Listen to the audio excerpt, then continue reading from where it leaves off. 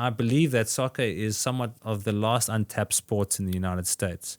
But I think soccer is picking up speed, and it turned at the century when Beckham had come here through LA Galaxy and him being such an iconic player around the world. And I think it started drawing attention to the league, which is Major League Soccer, which is MLS. But if you look at now the sport and how it's grown in the last 10 years, it's immense. And then you're looking at now the deal with Messi coming to Inter Miami, who's owned by David Beckham, one of the best business deals ever. And how it was is that to get into Major League Soccer, into the first division, you have to buy your way into it. So we went into a very strategic relationship with LA Galaxy for 2 years, and by 2026, the idea is to go completely independent, where we are managing everything. And when I say we are Oak Sports Holding, which is the holding company in which I've invested in with Mark and some of the guys that you've met. We went into a strategic and commercial relationship with LA Galaxy, where they would manage all the players, the coaching staff, and so on. And we would try to build the fan base, build the marketing, build the PR, build the infrastructure, everything around that until the point when we can go independent. And then we are VCFC and we are on our own, and now we're having to bring our own players in, handle the coaching. And it goes back to my point, it's a very cost-intensive exercise. So you need to build things in step by step. And we're very grateful to LA Galaxy. I mean, they didn't have to do this relationship with us, but who pushed it? It was Kobe Jones. Okay. So Kobe Jones is a massive part of that. And Mark Norzai, the founder of Oak Sports Holding and my business partner. Hey voice community, quick commercial break. Are you running a business and you're looking for a trusted partner to help you brand your business effectively through merch, designs, and branding? I want to introduce you guys to our partners, 8+ Branding, a custom printing shop that takes care of all your branding needs. Located in Santa Paula, California, 8+ Branding specializes in custom t-shirts, hats, stickers, banners, deco, buildings, or window decals. They do it all. They've helped me a lot personally, ensuring that I am representing my business properly, and I recommend you do too. They have a website that you can design your custom items directly to their online store. You can hop on their site, create your design, and place your order in just a few clicks. Whether you need a single item or a bulk order for your business or event with custom stickers, shirts, or a banner for an event, or even embroidered uniform for your team, they got you covered. On top of that, they'll ship your order straight to your door. You can use the promo code VOICED to get 10% off your first orders over $100 to get started. You can head over to their website at www.aplusbranding.com and start designing today. Now back to the show. What is up, voiced community, Ventura County? I am excited to have this podcast for you guys to listen to. There is something going on within the area. I think as a local native myself, I'm very excited to have someone like this to get on the podcast to be able to showcase, the vision and just what they're building and just kind of see it from the back end. Right now, I've had the chance to get introduced to him. I actually had a recent guest, local well-known artist in the area, Young Quicks. He connected with me to him, so shout out to him. So I have the pleasure of introducing you guys Michael Savvides. Is that how you pronounce your name? Yeah, you got it on the money. I should have asked earlier. Honestly, I kind of winged that. You got it right at least. Okay, awesome. So Michael, he's a dynamic entrepreneur. I had to read this, guys, because his credentials is so incredible, at least from my perspective, that I had to write something out and kind of make it. So just to give you guys a little background, he's an entrepreneur, he's an investor, he's a business leader with a global career across engineering, technology, and healthcare. He's also the CEO and co-founder of Imagine Biotech, and he's led groundbreaking efforts in biotech investment to streamline drug development and ethical testing. And beyond biotech, obviously, as I mentioned earlier, he's also an investor in sports, co-owning the MLS Next Pro soccer team. Not MLS yet, but we'll talk about that, for Ventura County FC, or VCFC, if some of you guys are aware of. So he's actively shaping that the future on that end. So I've had the chance to, he invited me to one of the matches here by Thousand Oaks. It was the last game that you came to, I believe. Yeah, that was cool. Just kind of experiencing it. I recall, I remember I told you the last time I felt that was at my high school when, and they were at CIF. Yeah. So there was a lot of families supporting that. So having that crowd in there in the area was kind of exciting. Yeah, I think what we've created is, I mean, as from the management and ownership standpoint, it's difficult for us to curate the environment that we want. You kind of rely on the audience, and being from the community is from the 805, and there's obviously a certain unique thing about them that I've obviously fallen in love with, and obviously we'll get into that. And how long have you been in the area, living in the area? Well, I don't live in the area per se. I live in West Hollywood, but I've been in the United States now for 5 years. 5 years. But I've really taken a liking to Ventura County, and I mean, I've met some very cool people, including yourself, as well as guys from Oxnard and from Camarillo. And if you look at our supporters group, Los Doce, majority of them are coming from Oxnard, and I think they are trying to broaden their group. So I think we've only touched 5% of the population, making them aware that there's this new professional sports team. Wow. Yeah. That's. I mean, even just to grasp 5% and knowing that's a huge improvement, right? Yeah. So, for anybody who isn't aware of who you are, so that way we can get a little background, why don't you give us a little bit of backstory of who you are and how you got started in business? Okay, yeah. So the accent's from South Africa. If anyone was wondering, it's kind of funny. Because, side note, I got thrust into this thing and doing the radio interviews with guys like Mambo, and I always thought to myself, what is the audience got to think hearing this guy with this unique or somewhat funny accent going on the radio talking about this new pro soccer team? But we'll get to that. So yeah, I've been living in the United States for 5 years, and I grew up in South Africa. My parents were immigrants from Cyprus, which is a Greek-speaking island in Europe, and I grew up in a very stereotypical family. I had good parents. My dad was an engineer. My mom was initially a sales rep and became a stay-at-home mom. And we grew up in a very typical household in South Africa, in Johannesburg, which is an interesting place to grow up, which used to be called the City of Gold by virtue of its rich history with regards to the gold rush, much like California had. And I grew up playing the sport of soccer, man. It was a sport in which my dad was a coach for my brother's team. My mom was the manager of our team. And why I bring that up is majority of my childhood throughout school, throughout high school, was all involved with playing soccer. And the sad thing is that I don't think I was ever good enough to become at least even a semi-pro athlete. But I do think that if I had access to what kids have access today with regards to the internet, information, and social media, you would truly actually know what it takes to become a professional athlete, because that kind of information is readily available now. And I'm talking about the diets, the dedication, the gym, and all these kind of things that if you aren't talented, what you need to do to outweigh that talent. That's interesting. Well, I'd love to dive into that a little bit about your thought process on what is different before then and what they can do now. Yeah, no, and for me, it's the proof is in the pudding. But I grew up in South Africa, and I was just a normal kid at high school, like a C grade student. I wasn't that like the guy getting A's and things like that. And I was just focused on playing soccer and hanging out with my friends.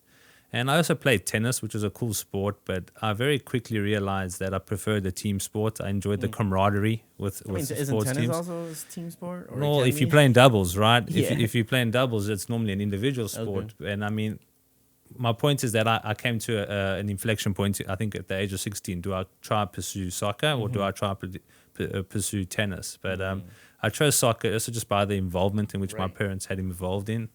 From a young age, and I went on to university, and I think we'll get into one of the defining points in my life, I assume, but one of the early defining points that kind of changed and made me who I am today was at the end of high school, where typically when you get your results, and our school year is very different to what it is in the United States. So you start in January, February, and you finish in November, December time, and then you go into university, and university starts in March or February the following year. And my maths and physics marks weren't good enough to get into the initial course that I wanted. I didn't fail them, but you obviously had to reach a certain kind of score, which prompted me to have to rewrite those two subjects the following year. Oh. I didn't have to go to back, but I had to do it through this government initiative. And the point of bringing that up is that now that feeling of disappointment and failure, it was something that I had told myself at that point, I'm never going to feel this again. Obviously, you go through failures throughout life, but at a young 18-year-old, feeling like I perhaps let my family down, and most of all, let myself down. Because there was this inkling feeling of like watching my friends go on to study at university, and I couldn't do that. But I always look at that as the transitionary phase between me becoming a boy to an adult, because I matured a lot in that period, and I looked at that that failure, call it what it was at the time, as the platform that's got me to where I am today, because it made me realize if I do want to get to where I want to be, wherever it is in life, and you don't know what you want at that age in life. Right. So I ended up rewriting those subjects, and I got into the course that I want, and I went on to study in university in South Africa, and I did my master's eventually in civil engineering. Yeah, that's impressive. And really cool. And I got to work in that industry for 2 years, but obviously you're working exposed to the elements in the middle of nowhere. You're working on projects, and it's just an industry in which I thought I feel kind of I've reached my ceiling already when it comes to the way in which, not because of the work, but just the interactions I was having with people. I wasn't learning from people, and I just wasn't inspired. So I transitioned into a more corporate role, which was with a company called AC Nielsen, which is a CPG analytics company based out of the United States. And I learned a lot about the corporate culture, and I enjoyed the work, but I didn't enjoy the culture, to be honest. There was one of the days which made me realize I need to go study something more relevant in business and move out of that. Right. I was walking in the hallway the one day at this company, and I'd only been there for 6 months, and I'm obviously no one. And the CEO walks past me and doesn't greet me. And I was like, that is so weird. Why wouldn't you want to do that? Then I went on to do my MBA at the University of Manchester in the UK. And that was probably one of the best experiences of my life. Nice. And that's when I truly got exposed to entrepreneurship. And so you were kind of traveling already all around. Yeah, I was. And I mean, and in those years of university, in my 20s, I was traveling quite frequently with my friends and my brother, who's a good friend of mine, Andrea. He's my older brother and best friend. And we would travel with our friends. We'd go to Thailand. We'd go to Tomorrowland, all those those destinations, because that was the stage I was at in my life. And after I was in Manchester, in the University of Manchester at the Lions Business School, I got an opportunity to do some work for a company called Social Chain. And Social Chain was a company that was started by Stephen Bartlett, who has a massive podcast, Diary of a CEO. And he had started this company and blown up. And it's a typical story of like a university dropout, made tech millionaire. And he had done everything through the age of social media when it was really proliferating the market, like 2012, 2013. And I got the opportunity to work there, and how I worked, but for a very short stint, in the sense that they asked me to help on a project, and it was actually for Coca-Cola. And I did the work, but it ended up not working out, where I had to return to South Africa. And that was the first bite of entrepreneurship, working in a small startup. And I mean, at that stage, they weren't really small, but seeing how young and dynamic a company could be and still achieve amazing things. And that's exactly what I wanted. Wow. So I returned to South Africa, and this was now 2017, and I moved back to Johannesburg, and I wanted to get out of Johannesburg very quickly because I feel like there's this aura around Johannesburg now at the time, that it was kind of holding me down. I always knew that I needed to achieve bigger things. Right. I had this inkling feeling that I was destined to do better things. I didn't know what that was. And I ended up working for a company called Maersk, which is a Danish shipping company, the largest conglomerate of shipping and logistics. And they had a program called the Go With Maersk graduate program. And the premise of that program was to choose 62 of us, I think it ended up being, from around the world. 2 of us from Africa, myself from South Africa, a girl from Nigeria, and there might have been a guy actually from Egypt. And people from all around the world, from the United States, from China, from India, from Europe. And it's a Danish company, so a lot of people coming from Copenhagen. And you would work in your home country for 2 years and then do 2 years expatriation. Right. Which is actually how I ended up here in the United States. And I worked for Maersk when I moved to Cape Town, which is a coastal city in South Africa. And it's very much like California with regards to how different the terrain could be. You got the wine farms, you got the mountains, you got the ocean, and you got the city. And for most part of California. Exactly. And I think a lot of people that go to South Africa, when they go to Cape Town, they'll absolutely fall in love with it, because also the food there is really good. The people are just nice. South Africans are just generally nice people, man. And I moved to Cape Town shortly after coming from Johannesburg. And at that time, I had joined Palesso, who was my co-founder for ParkUp. And ParkUp was the first tech venture that I had embarked on whilst working with Maersk. Wow. So... And the reason why I had done that is obviously I needed to start earning money. And as a startup founder, you don't earn any money. And ParkUp was essentially an online marketplace where we had connected commercial property owners with unused parking to people that needed parking on a long and short-term basis. I mean, like Airbnb for parking, if you want to call it that. And the interesting thing about that was my crash course in starting a company now. Okay. Like learning that you need to be very particular of who your founders are. And that's one of the best advice I give to any founder or startup entrepreneurs. Like, make sure you choose the right team because you need to choose people that are driving towards the same goal, have the same ambition, and have potentially the same work ethic. Yes, people may have different skill sets and you work off each other's weaknesses and strengths.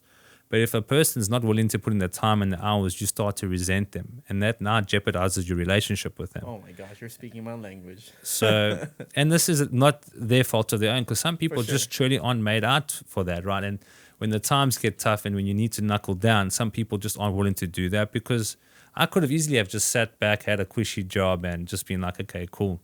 But that's not who. Your credentials, and that's not who I am. And so then cutting that time period short, and I did the 2 years where we had traveled extensively. We went to Shanghai, China, met all my colleagues there, and we were working at different business units from that region.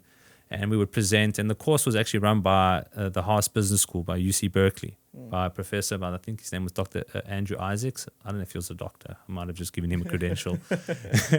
But then the whole program was just bringing young, innovative minds to come and disrupt this archaic organization that's rife for innovation. And we all came from different backgrounds and walks of life.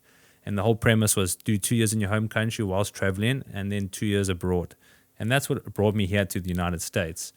And I joined Maersk Warehouse and Distribution doing warehouse automation. So for clients like Home Depot, Walmart, Macy's, all the big retailers, right? So typically what happens is when a big retailer has shipments coming in, and being in California, goes to Pier 400 in Long Beach, and then it needs to get distributed from there to the warehouse and then to distribution centers. So I was involved in helping set up systems and put processes in place, and a lot of it had to do with the conveyor systems, which is really interesting. And then COVID happened and everyone was working from home.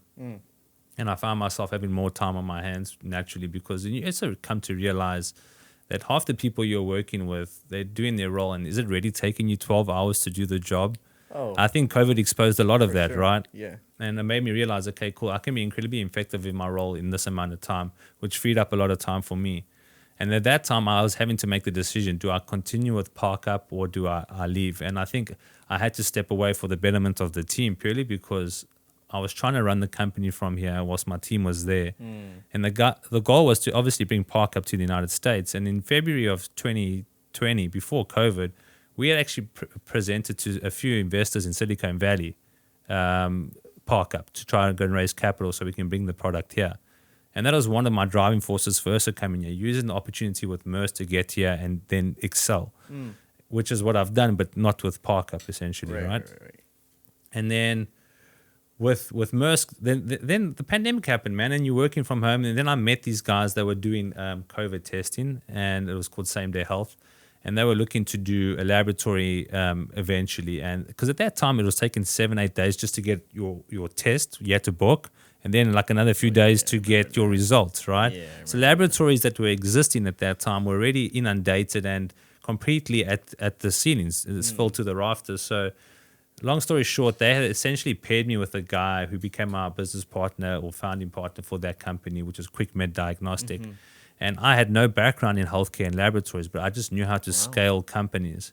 And we had built this company, and we scaled to 3 labs in 9 months. So one in Los Angeles, one in Tysons Corner in Virginia, and one in Brooklyn, New York. In 9 months, we had over 100 people reporting to us. It was mad, but it's extraordinary times. What we did then would not be able to be, like you can't do what we did at that pace, at that aggressiveness, and like we had just found a group of people that we had brought on that bought into our vision and could see that we were trying to contribute to the greater good. We were trying to ease the pandemic, man.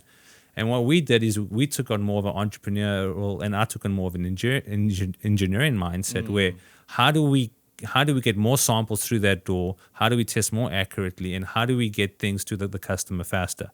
And that's what we had done. So we had introduced new technologies and new robots that would take what they call pipetting, which is when you're taking the sample with a pipette and you put it into a tray.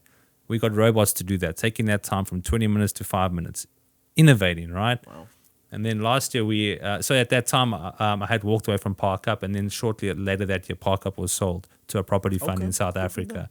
And that was kind of my first, being part of my first exit, I would say. And I owe a lot of that success to that company, to my co-founder, Palesa. She held the fort. She maintained the company. She kept it afloat. And a lot of the success and accolades we got through Park Up, I'll openly say, was down to her. And that was an opportunity for me to mature and learn about being a better co-founder. How do if I'm going to commit to something, I need to commit to it 100%. And it goes back to my initial point. I don't think many people are willing to do that.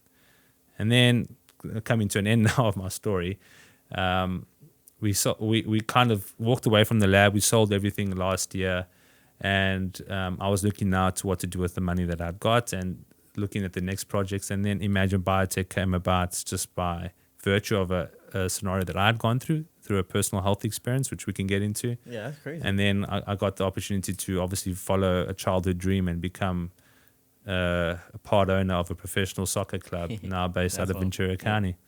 And that's it, man. I know it was a long story, but what you would have gathered from that is that very diverse. I'm able to transition through different industries.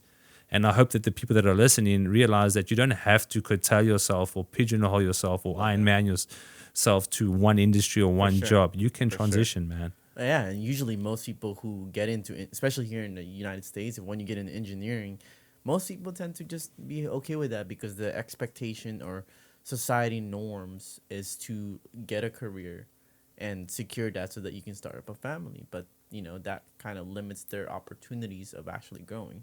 Now I do gotta ask, Michael, how do you have such a cool accent and so knowledgeable all at the same time?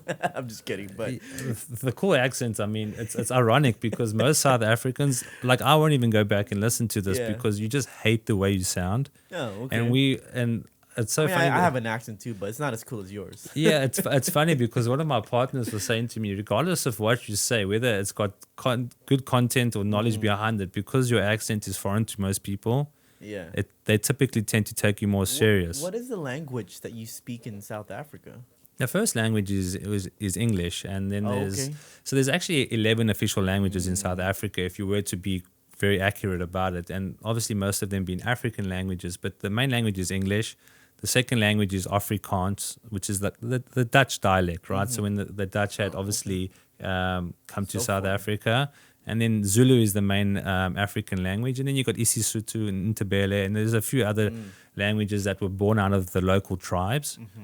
And yeah, English is the most spoken language there, and English, Afrikaans and Zulu is your second language in school that you can select. I feel like there's been a mix of like European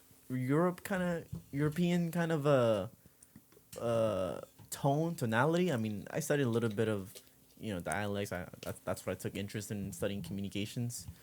That's interesting though, but like the accent kind of over the dialect is pretty, there's like a suave within that accent. And again, like I said to you, you speak to any South African, they're going to disagree with you. And the thing is, because if you're going to listen to someone from England or from Australia or New Zealand, which is often what I'm compared to, or people that have never met a South African will assume that's where my accent is from. But naturally, there was European influence in the accent because Europeans, I grew up in Johannesburg in an area where there was very much two dominated cultures, which was Portuguese and Lebanese people. So I grew up around a lot of Portuguese friends, and the majority of my friends are Portuguese. And Portuguese guys are naturally also very much soccer lovers. I mean, they have the best player in the world at one stage, Cristiano Ronaldo. But it's a melting pot. And South Africa has the name, the Rainbow Nation, for that reason. I'm just very amused or intrigued because like every time I've spoken to you, you have this flow of just like direction, like very colorful in your vocabulary. No, thank you. Do you read a lot? Yeah, I read a lot, man. I read a lot. I think I'm the kind of person that learns by writing and reading, as opposed, and I need to visualize things, see them in front of me, as opposed to like my wife. She's incredibly smart. She's an emergency medicine physician. And you tell her something, she'll remember it like that. She has that kind of, but for me to remember stuff and educate myself, I have to either write or read. But I try to get into that stoic habit of waking up, reading, meditating, all that kind of stuff. But naturally, you get thrown off. Me many times. And the main thing is how you come back to it. But yeah, I do read a lot, and I read different things, man.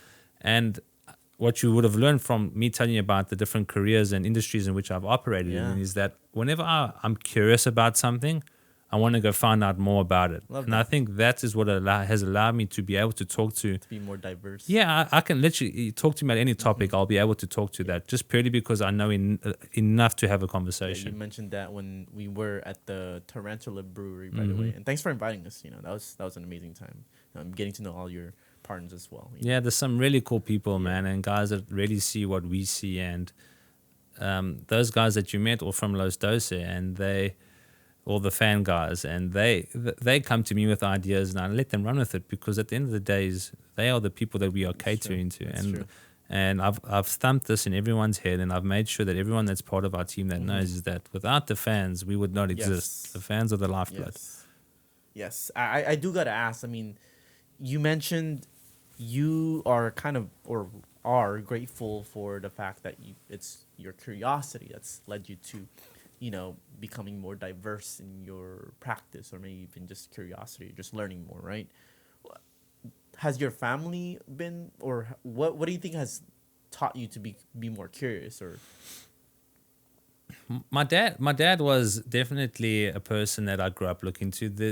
The guy that he is today is obviously the relationship's different right now because Right. I've gone on to do what I've done, and I mean I'm older now, and I'm sure he's proud of the stuff that I've done. But my dad, he was a mechanical engineer, and eventually it's ironic because he was somewhat skeptical of me going out to pursuing a career of entrepreneurship without having a career in corporate, right? Right. Because again, we have to also be mindful of the fact that our parents were taught, go to school, go to university, get a job, get married, and that's your life. That was the baby boomers, but I'm a millennial, so it's somewhat different to that. So my dad, I definitely get my hard work ethic from him because he would come home from work and eventually he started his own company. When I left high school, I think the year it's called ACS, Air Conditioning Solutions, where he did HVAC design. But why I bring that up is that he was skeptical of me becoming an entrepreneur and taking those risks, but he did it himself. Yeah. But far more measured than what I've done at a much older age. But again, his father came from Cyprus, and they came with nothing, man. They had to build from the ground up. The very, Pure but bootstrap. things by the time my dad had us, we had a good life, man. I must say, my dad provided us with a lot, and I hope I can be half the man he was, Yeah. Okay. or is, should I say? Honestly, with just the way you speak and the way you carry yourself and what you've created so far, I think there's a lot of a lot of things that I can see you doing for sure, and we'll dive into a little bit more about that. No, thank you. Now, I know you got into engineering, right? It sounded also like you smoothly transitioned into understanding the healthcare because you had this knack for scaling or just understanding operations and scaling those operations. Like, is that an acquired skill that you came across, or was that something that you learned as you developed the process of your first company that you started? That's a good question, right? So when it goes to university, like I wanted to actually study construction, and then I did project management construction. Then I went on to do my master's in engineering, Okay. and I worked for a company doing structural steel design, and we were actually working on conveyor systems for beer brewing company in South Africa. Okay. But where honestly, what I've realized in myself is that I love to build things, right? And once I've built it, I like to move on. And it's not a very good trait to have in certain circumstances. But where that comes from is my love for Lego. I grew up early playing with Legos. Lego, right? So you know what Lego is? No. The reason why I'm turning this way is because that's exact. I'm gonna let you speak before I continue. All right. No, I mean, and by all means, please, if you're No, a okay, Lego, okay. So I'll just yeah, finish go up. ahead. Yeah. But basically, the reason why I was astounded right now is because I recently came across this about a year and a half ago, and I realized the reason why I like being in the process and building stuff is because I love seeing things being built, and that comes back from when I was little. I've mentioned on my podcast many times to other guests. For me, it's because when I was little, I loved building little cities through Legos, and there was a carpet with cities, and you would build cities. I was just I can curious. still do it today. If you had Legos here, I'll definitely.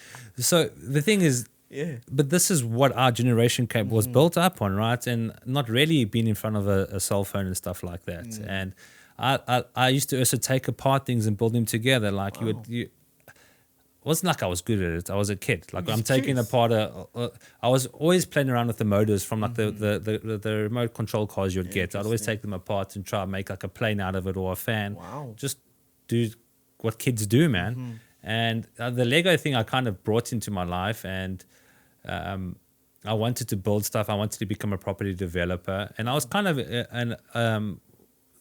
it's ironic what's going on now politically is that Donald Trump was a person that at that age in high school I was looking up to, because he was on The Apprentice and he was this massive property developer and he was a shrewd businessman, and I had read his book with Robert Kiyosaki, Think Like a Billionaire, and I was just like, well, I want to pursue a career and I want to have hotels and I want to build stuff.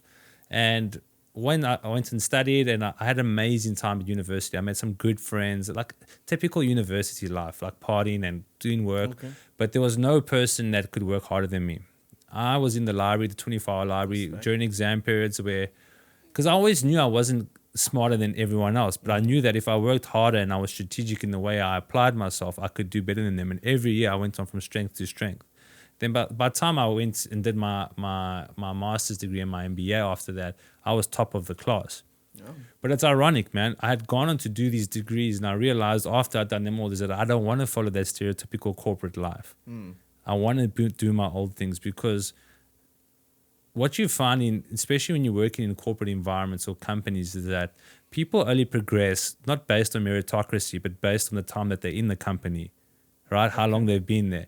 And it was frustrating to me to be led by people that, first of all, were not good leaders. They were restrictive. They were micromanagers. And they weren't as smart as you. So how are they going to impart knowledge and wisdom onto you if they're in this position just by virtue of them being in the company for 10 years and not based on the output that they've done? And I had a massive issue with that. Yeah, no, I understand. I mean, that's always been an issue with here, but now, I think there's a lot of, especially with the new technology and social media, right? It really just shows how the right traits within an organization can overtake some of the longest lasting companies out there.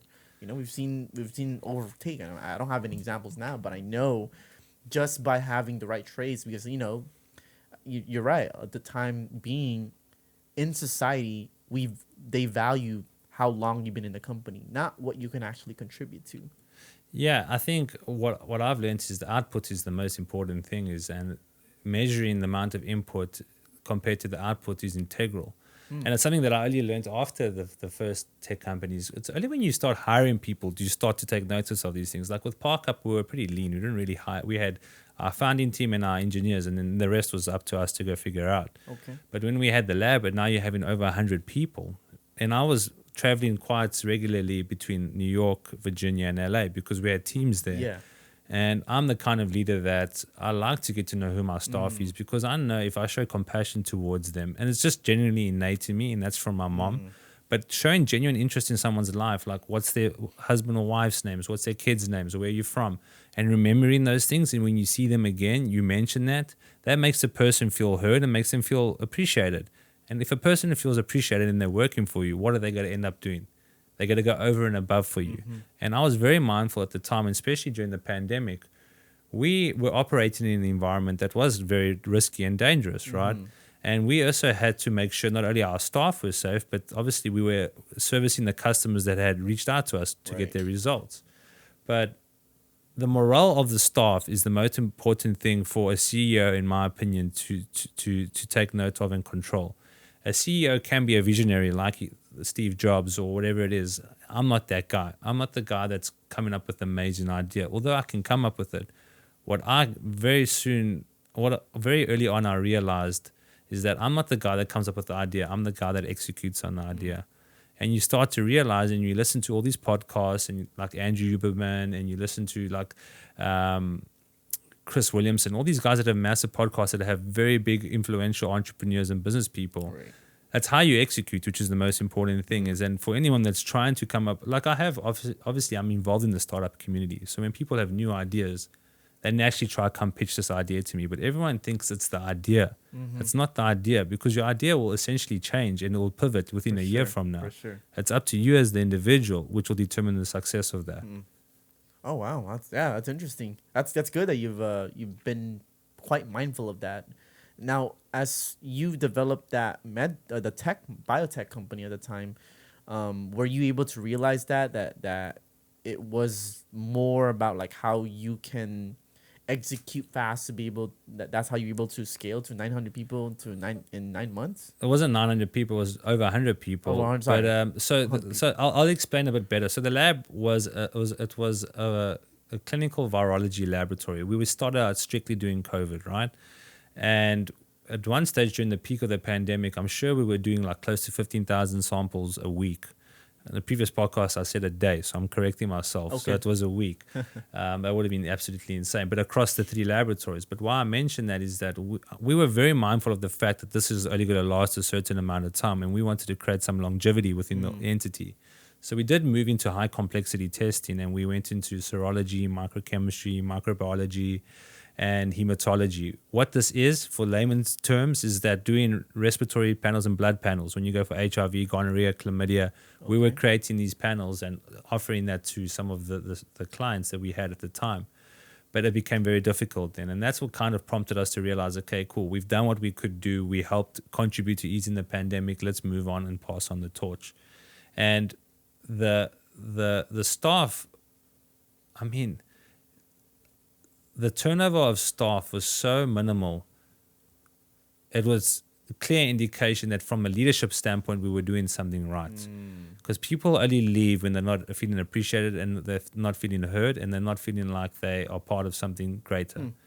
And as a leader, that's the most important thing. For that sure. I was very mindful from the start. I was like, okay, we're in a very peculiar time.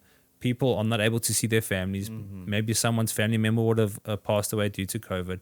How do we keep these people going? Because we're all working towards a common goal, helping contribute to easing the pandemic. That's a very sensitive approach to that too. And it wasn't perfect, man. It was tough, man. But we I'm the kind of person that I don't really mind getting my hands dirty. Like there would be times like the alarm would be going off or the door, these digital door locks weren't working. I would drive there and go fix it and do it myself because that's just how I am. And it goes back to the days of doing Lego, man. You just learn and find enjoyment in taking things apart and putting them together.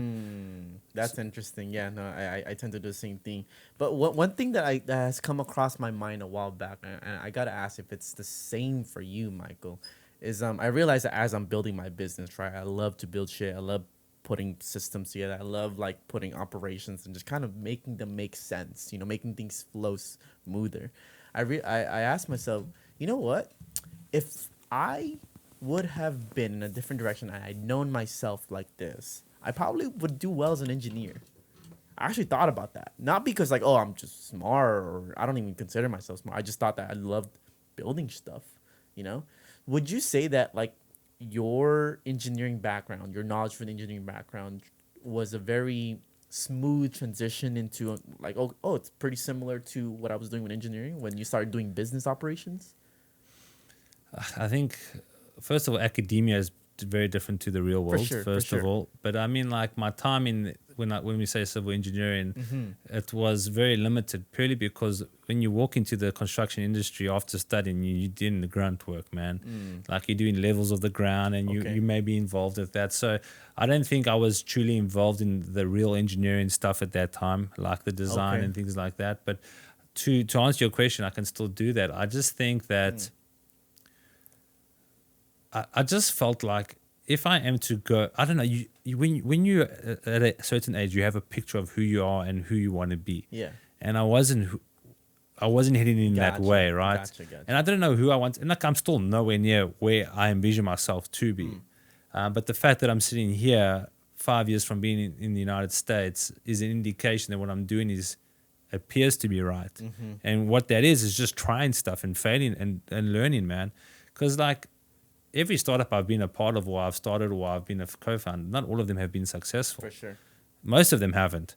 Okay. Most of them haven't. But there's this one book that I was reading. I struggle to remember the author, but the book was called One Thing. It's like basically focus on one thing, I've right? read that. Yeah. It's that yellow cover book, right? Yeah. My point is that you were always taught, and a lot of very successful entrepreneurs will tell you, focus on one thing, For sure. and you'll become successful. And I think that stands true. But I was having this discussion with a friend yesterday. He's also a serial entrepreneur and very, very successful guy. But he's also transitioned through different industries following his curiosity. And he recently met with a very, very wealthy man that was saying, well, like, you are not like everyone else. Like, just because that guy became $100 million millionaire focusing on one business, maybe that's not the route you're taking. For sure. Maybe doing 5 things and only being successful at 2 is your. My point is, like, you cannot apply what works for others that will work for you. You might be the exception. And there's only one way to do that, is find out. Yeah. Like, I agree that focusing on one thing is probably the best thing to do, but I just cannot do it, man. Like, I'll just find something incredibly interesting and I'll be like, cool, I can scale that, or I can build that, or I can sell that. Right. And I will give it a go, because, I mean, you cannot allow money to be your driving force. And I think it's such a thing that we all fall victim to, man. Like, we think that success is money. And every podcaster talks about this. Every guest talks about it. But I'm not going to try reiterate or emphasize what they're saying. All I would say to you is this. If you're truly curious about something and you're feeling that you want to pursue it, why not just do it? Because the only reason that you're holding yourself back is the opinions based on other people. More than likely, I'm a big believer that most people stop themselves from doing the things that calls out to them is because a lot of other people, you know. Well, let me ask you something. What's something that you've wanted to do that you haven't done? So far, nothing really. Nothing. I feel like I've been wanting to do. I keep pursuing everything that I mean, literally, bro. Like, I did not know that I've been marketing, have agency work with this type of business. It all started just because I wanted to do this. I wanted to get to know people's stories. How cool is that, man? It's amazing, honestly. Yeah, congrats, dude. I think that's amazing. Thank you. Yeah, man. I mean, you know, like, I think one of the pleasures that I've been, you know, like, sure, there's some things that we want to do that we're not at yet, right? We have targets and goals and stuff like that. But I've learned early on that as I progress doing what I want to do, like, essentially, I've already had what it is that I've been wanting for anyways, because I started it. I started doing it. I went through it. And the way I conceptualize it is that the time just has not caught up yet. And I was okay with that. Yeah, I think that's right. And I think what I've also learned is, so, like, you would have said to yourself, you just said it, I wanted a podcast. I wanted to be a co-owner of a business, or I wanted to do whatever it is. What I often find is that once you're in that position, obviously you don't take notice of it, maybe until a time like right now where you truly reflect on it.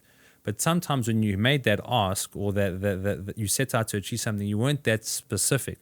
Because in your mind, you're probably thinking of having a podcast where you're having 2 million people already on YouTube. Actually, I did. But I'm just saying, like, some people think that, right? Yeah. But then you get disheartened because you're not there. But you asked yourself to have a podcast. Right. You didn't ask yourself to have 2 million subscribers. So I often think to myself, how specific do I have to be with the ask that I want? Because I wanted to always be owner of a professional soccer club. But it's not of Inter Miami or LA Galaxy or LAFC or whatever it is. But it's a start. So, like, now I just refine what my affirmations are, if I'm honest. Yeah, that's good. I mean, I think, you know, as we develop our time, as we develop through our process, we start to realize, okay, cool, a lot of the stuff that we're doing, we're just creating evidence of what it is that we've been trying to go after anyways in the first place. And then we are essentially materializing what it is, right? So I think, that's one of the cool things about life in general. You know? Yeah, and I mean, like, I can see you're truly passionate about this, and it's, I mean, like, I walk into the studio, it's really nice, man. And I think, like I was saying to you before we went on air, the days of struggling, of moving the table out, putting chairs in here just to have more space, these are things that you're gonna look back on and you're gonna miss and reflect on. So try and print those in your memory, man. Yeah. Because when you do reach the 2 million people, you're going to miss these days. I got to ask you, Michael. Yeah. I mean, throughout your journey, did you come to realize that, like, okay, that the life that you've always wanted, you've already been living it just by executing and building? Yeah, if you look at what I mean, like, I'm trying to not repeat myself like what's typically done on podcasts, where it's these stereotypical people talking about enjoy the process, you know, all that crap. I mean, I get it, it stands true, but I do think that when you literally sit down and you silence your mind, it does sound cliche. You look at what you have, it truly is that, because I said I wanted it to be an owner of a soccer team. Now I have that, Mm-hmm. but now I've already passed that sense. Because again, you attach that object to happiness, and once you Yes. achieve that happiness weathers away. It's the same thing with a girl, with a car, with a house. I also think it comes with gratitude, right? Like if you can sit for a moment and realize that what you have, and take into perspective that others might not have it, but also like for the fact that you're in this direction, you're in this monumental movement, you're moving constantly, as opposed to someone who isn't, who's just stuck there, right? I think there's a lot to be. I think when you get in that, it's kind of hard to explain, but like if you're in that moment where you're just like, dude, look, what I'm fucking doing is pretty fucking dope. And if you can say that to yourself and you can believe it, Yeah. you're unstoppable, man. Oh man. Because now the money means nothing. For sure. The guess, like, it's just, and when I eventually took a look back, it's probably early this year, at what we had done in two and a half, nearly 3 years with the laboratory. Like, what we did was monumental, man. And I think a lot of us that were a part of that whole project we were so much focused on just getting stuff done. Like, we had the saying, get shit done. But you don't ever look up to actually bask in the glory of what you've done. Like, I mean, we had a That's 10,000 true. That's square true. foot facility with people working 3 shifts, and like, why wouldn't that make you be happy or grateful for it? I think at the time you just kind of you're living the moment, right? You're actually in the moment. Yeah, you're. I don't think you're working living the this- moment. You're in the moment, but Yeah, you're yes, not living it, right? yes. You're working through the process. You're figuring things out, right? It's yeah. You don't get the time to be like, oh, this is freaking dope, But when Yeah, you get man. the chance to, you're like, wow, this is pretty fucking amazing. There's a quote that my wife taught me, is getting lost in the sauce. Oh, And like everybody tells me that's kind of how it is. And I mean, Is that a good thing to you or a bad thing? I mean, for me, look, for me, when she came up with it, it was at a time in which I kind of felt lost, and it was after all of these achievements, right, where I thought to myself, okay, what is next?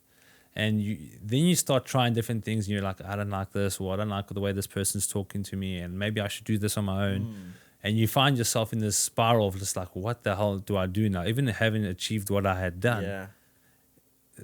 It's about now recalibrating and seeing, okay, what is the person I want to become next, and working towards that. Yes. Because the being lost in the source, I look at a lot of my friends that are lost in their lives, like guys that are going back to the same girl, or guys that are still working at the same job, or haven't left the city in which we went to high school with. Yeah. For me, it's like absolutely absurd. And I think getting lost in the source is what I kind of I got to the point of getting lost in the American dream, because the American dream is to come and become wealthy entrepreneur and be these guys, and there's so many people that we can look up to.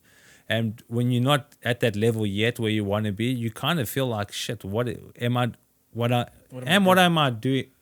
doing, is this the right thing to be doing now? question. But you need to be doing it, because you got to either figure out if it works or not. But I don't think people are patient enough to figure that out and have that resilience and that grit. Everyone talks about resilience and grit and determination as a major characteristic of a successful entrepreneur. But it's this unsuccessful people that still have that, but are still working towards that, right? And I mean, like, there's that very famous quote by Edison, is like, I got it wrong 1,000 times. All I have to do to get it right is once. Something along those lines, right? And again, speaking about Edison, because I was reading this book recently that they referred to some of these quotes, and a lot of people that are, he refers to the scenario where a person is an inventor and an innovator. And I'm going to make sense now. What I'm saying is that the inventor is the guy that comes up with the idea, but the innovator is the guy that takes that idea and makes it commercial, marketable, and makes it profitable.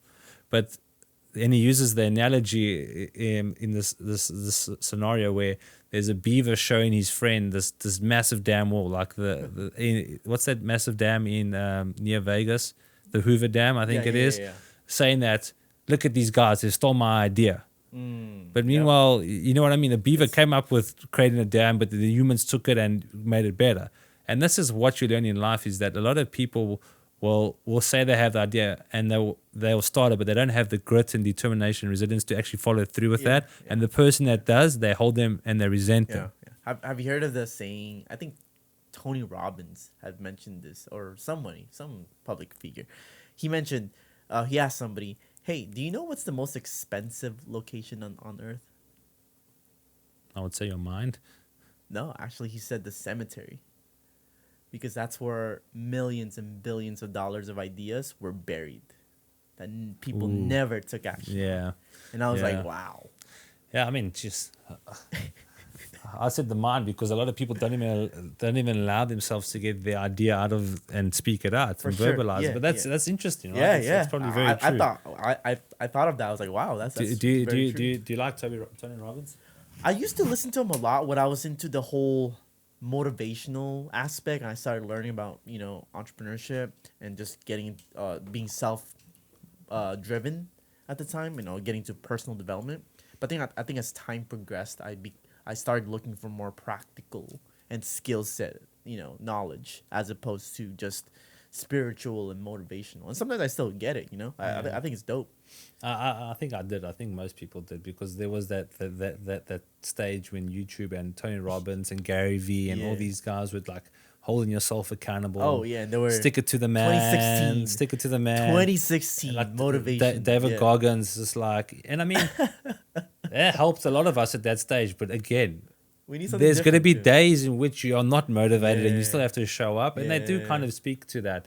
But I do think that's when you now need to introduce discipline into your life because on those days, I mean, you're in the gym all the For time. sure. When you're not feeling like you're going to the gym, you still go. go, right? And that ends up being your best workout. And I mean, that kind of scenario that I just spoke about now has been mentioned several times. But I still have not found a scenario where that is not true. Especially when it comes to work, like prioritizing your work. Like, obviously, I'm sure you do your tick box or your checklist the night before for the next day. I think most structured people do that. But even if you don't get through that exhaustive list, the fact that you've done it and you've set that out, if you haven't done that, you don't have that dopamine rush having ticked it off or crossed it out. sure. And for me, that's what keeps me in check. Love that. Wow. Okay, cool. I had a few questions, but I totally blanked out. I'm just like, Go ahead, man. no, your words. I'm just like, dude, like I can listen to you for a while. I don't only want to be talking. I don't want it to seem that way, but I think initially just talking about my story was helpful for the audience to conceptualize where I've come from. I Yeah. love it. I think a lot of people here can learn from you, and I think I could see how you've been able to build the way you've been building and where you're at right now. You just speak, you just or radiate this volume of like leadership and action and execution. So I do want to pivot into one of the things that I think that I'm excited, and that's how we initially were able to get introduced is with VCFC, right? I mean, I know you took in a love for sports, right? You've invested in other sports too, like I invested in pickleball. I invested in a pro team called LA Mad Drops, but a very small amount. And the reason for that is just by virtue of the relationships and the people that were involved. I'm not going to divulge who is involved in that, but there is some professional athletes or retired athletes that are involved in that. Okay. But thinking about the sport of pickleball, I think everyone that's listening will be like, that's a sport that everyone's doing now, or padel. Well, yeah, it's definitely But gotten more attention. I was introduced to this company called The Pickler, and they essentially were born out of Utah and Salt Lake. And they came up with this membership model where you can, almost like an Equinox, where it's like a bougie kind of place where you go there. And I must say, they put a lot of thought into the design of their facilities. So Right. one of the things that I thought was genius was if you walk into a Pickler facility, and I'm going to get to why I mentioned them, is that all the walls are painted black and all the downlights are focused only on the courts.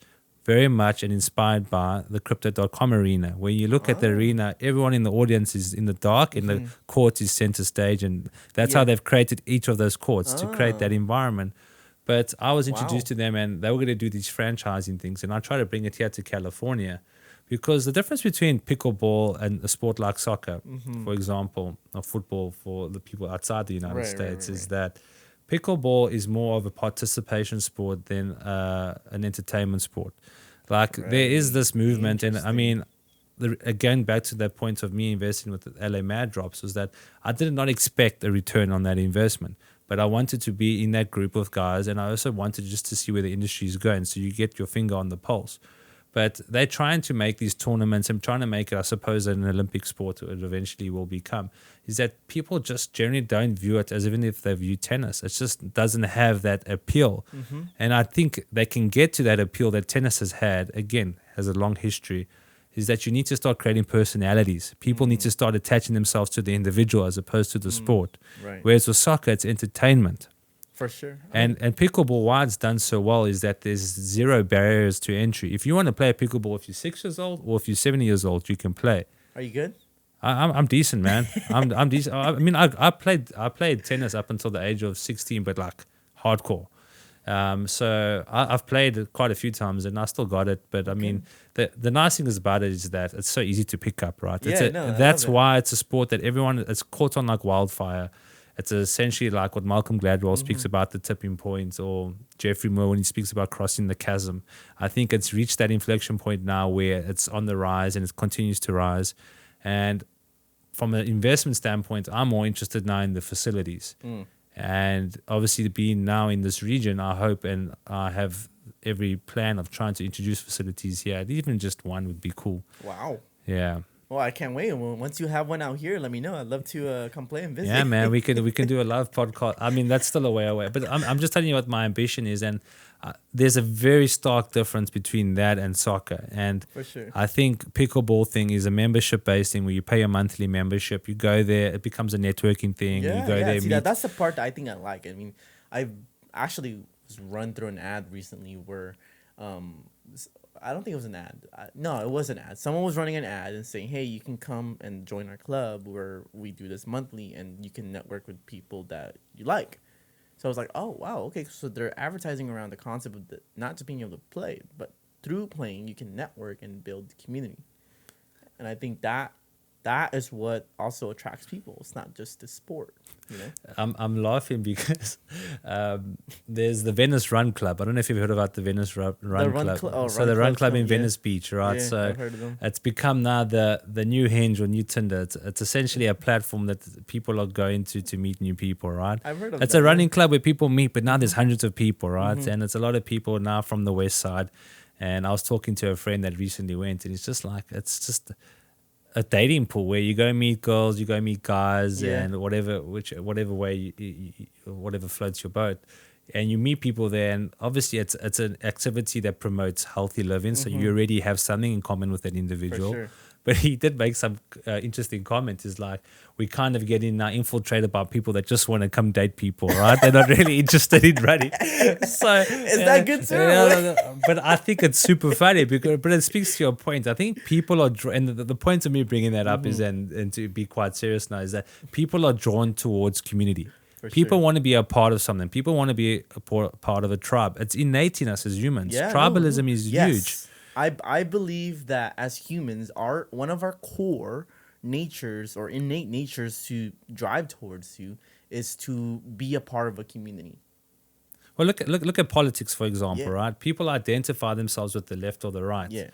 But two things can be right at the same time. Like you can believe in this political party but not agree with that candidate. And it can be and I think society and the way in which social media and media has had an influence on the psyche of the individual, people are typically, even if they don't agree with this particular movement, I'm not even talking about politics, they are drawn towards it because people want to feel loved, they want to feel heard, and they want to feel a part of something, right? And it's always been part of human nature, and it'll always be part of human nature. And it's something that often gets taken advantage of, but I don't think people are conscious enough to be aware that what you are consuming may have a negative or positive impact on the way you are feeling. And I think a lot of people are becoming awake to this shit now. And not so much, I think so. Well, we're in an interesting state of the United States, right? We're in California. But sorry, maybe I'm speaking from my side experience. Yeah, no, I mean, I'm looking from a foreign standpoint, right? Like I'm outside. I came from South Africa, which has a really unique history, right? It has went through a very violent stage during apartheid, and I grew up in a region where the time, should I say, when the country was going through this transitionary period. Right. And I've seen how social dynamics and the oppression of people and the censoring of people and the ability to not have conversations with people you disagree with, where that heads. And that kind of stuff kind of makes me realize is that people have a long way to go. Yeah. I also think that, like, even though technology has introduced us to the easiness of being able to communicate people, we've felt more disconnected. Yeah. And I think COVID was a massive facet of that, man. Yeah, there's that. So then now we're looking for these activities to give us the reassurance or validation, the social validation that we can go out there, but really what we're aiming for is the social connection. Yeah, and I think a lot of people after COVID, the minute they got the opportunity to travel, go out, because a lot of people save money, right? And some people that receive stimulus checks would have made money. I invested in a podcast when I got stimulus. There you go, right? See, I mean, how smart is that? No, I don't know. But the thing is, a lot of people didn't do that, right? They either saved that money and they waited to go travel, there's nothing wrong with what I'm saying. But I think a lot of people would have, I mean, I didn't receive any stimulus checks, but if I had done, I would have been more strategic and invested in assets that are going to generate me money post the pandemic. I wasn't thinking about that. I was always just a techie guy, and I was like, I want to see how this thing works. Well, I mean, you've done a good job, man. Honestly, I think it's commendable, dude, and I absolutely love that sign. Thanks. Shout out to Neon Signs for helping out with it. Yeah, man. It's making friends. Shout out. Yeah, no, it's definitely cool. Okay, man. so I gotta ask. It seems like you're very aware. You're very mindful of like how society moves along. Would you say that that's impact the way you decided on investments such as VCFC and pickleball? Well, let's focus on VCFC because that's where I was heavy-handed, put it that way. Yeah, where is that direction going? Where did that come from? I'm very knowledgeable about the game of football or soccer, right?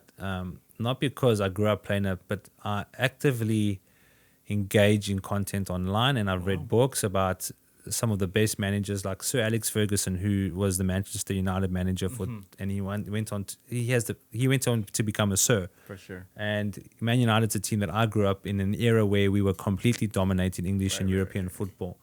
And that's my eventual goal is to get involved and become a part owner, whatever that will be in the future of Manchester United. And this was the starting point. It was Ventura County FC. But why I invested in it, and I think a lot of people that don't understand the sports of soccer may look at this as an investment as one in which you're going to lose your money, because it is a very cost-intensive industry, right? It's very expensive because you're not only dealing with player salaries, coaching staff, it's the marketing, it's the stadium, it's everything around that, right? Until you get to the point where you're self-sustaining, and how you do that is by virtue of leveraging the fan base. Because the fan base are your customers. But you cannot assume, especially when we started our venture with Ventura County FC, that we can just assume that people are going to come in and buy our merchandise, come and pay for tickets. We had to build the trust with them, we're continuing to do that. But why I did this is that I believe that soccer is somewhat of the last untapped sports in the United States. I think it's arguable that obviously American football, basketball, baseball, ice hockey are the staple sports here. Then you got lacrosse and so on. But I think soccer is picking up speed, and it turned at the century when Beckham had come here through LA Galaxy, and him being such an iconic player around the world. And I think it started drawing attention to the league, which is Major League Soccer, which is MLS. But if you look at now the sport and how it's grown in the last 10 years, it's immense. And then you're looking at now the deal with Messi coming to Inter Miami, who's owned by David Beckham. One of the best business deals ever. And how it was is that to get into Major League Soccer, into the first division, you have to buy your way into it, right? And what happened was in 94, when the US was awarded the FIFA World Cup, before that, and I'm looking at our website there in the background, it's got Kobe Jones. And Kobe Jones is a massive part of our venture and a good friend of mine and business partner. And he's originally from from Westlake High. Oh, wow. He's from the region. So Kobe, why I mentioned him. Yeah, Westlake High. Yeah, so he's from the region, right?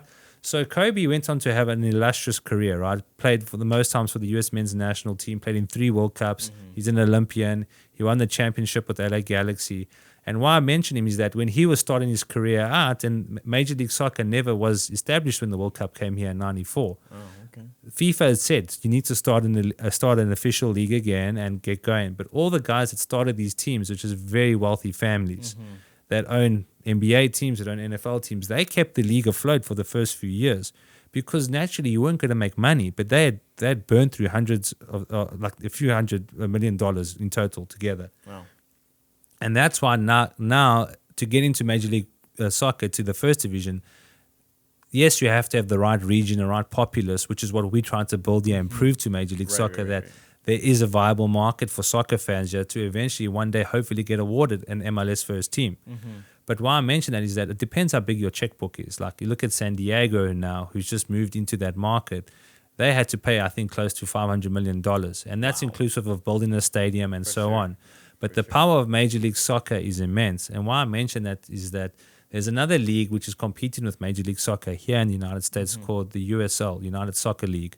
And they had a team in San Diego. And the minute Major League Soccer came in, they dismantled themselves and had to walk away. Because you cannot compete with Major League Soccer. It's where all the big boys are at, where's the money's at. And they've got a stronghold on the market. And I think deservingly so, because a lot of these owners that have these teams, without them, the league would be nothing today. And the league owes a lot to these people. That's why it's become very difficult to get into Major League Soccer. So Major League Soccer introduced MLS Next Pro, which is the league in which we are operating in, which is the tier below MLS.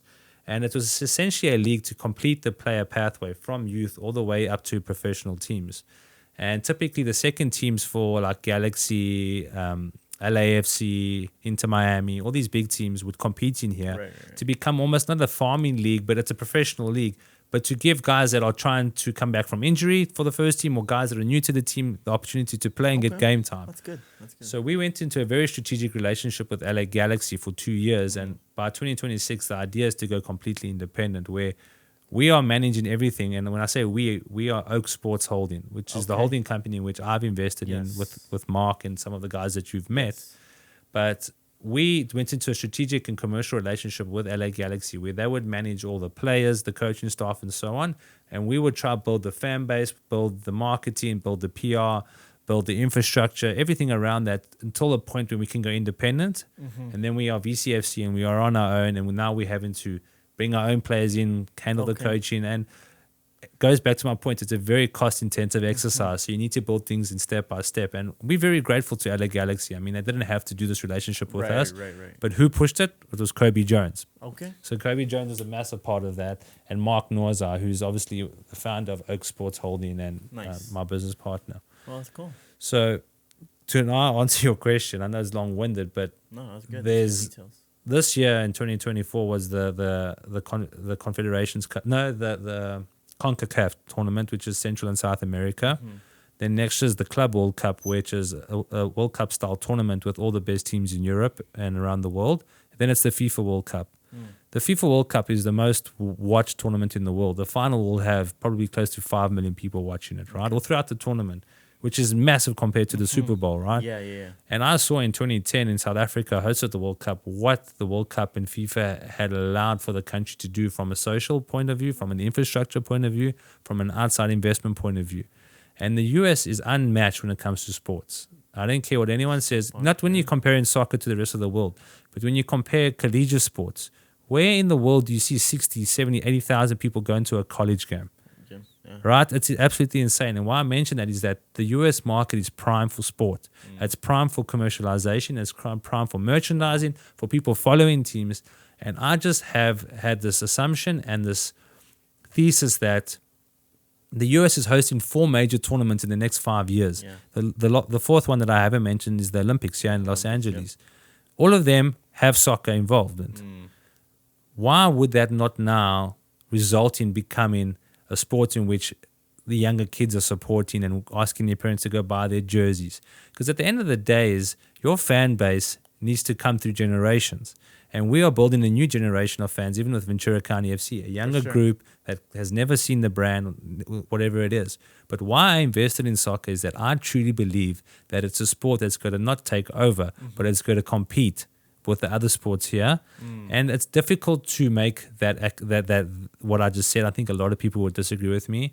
And I think they're right, because soccer in this country does not have the rich history of 100 years like football or NBA does, right?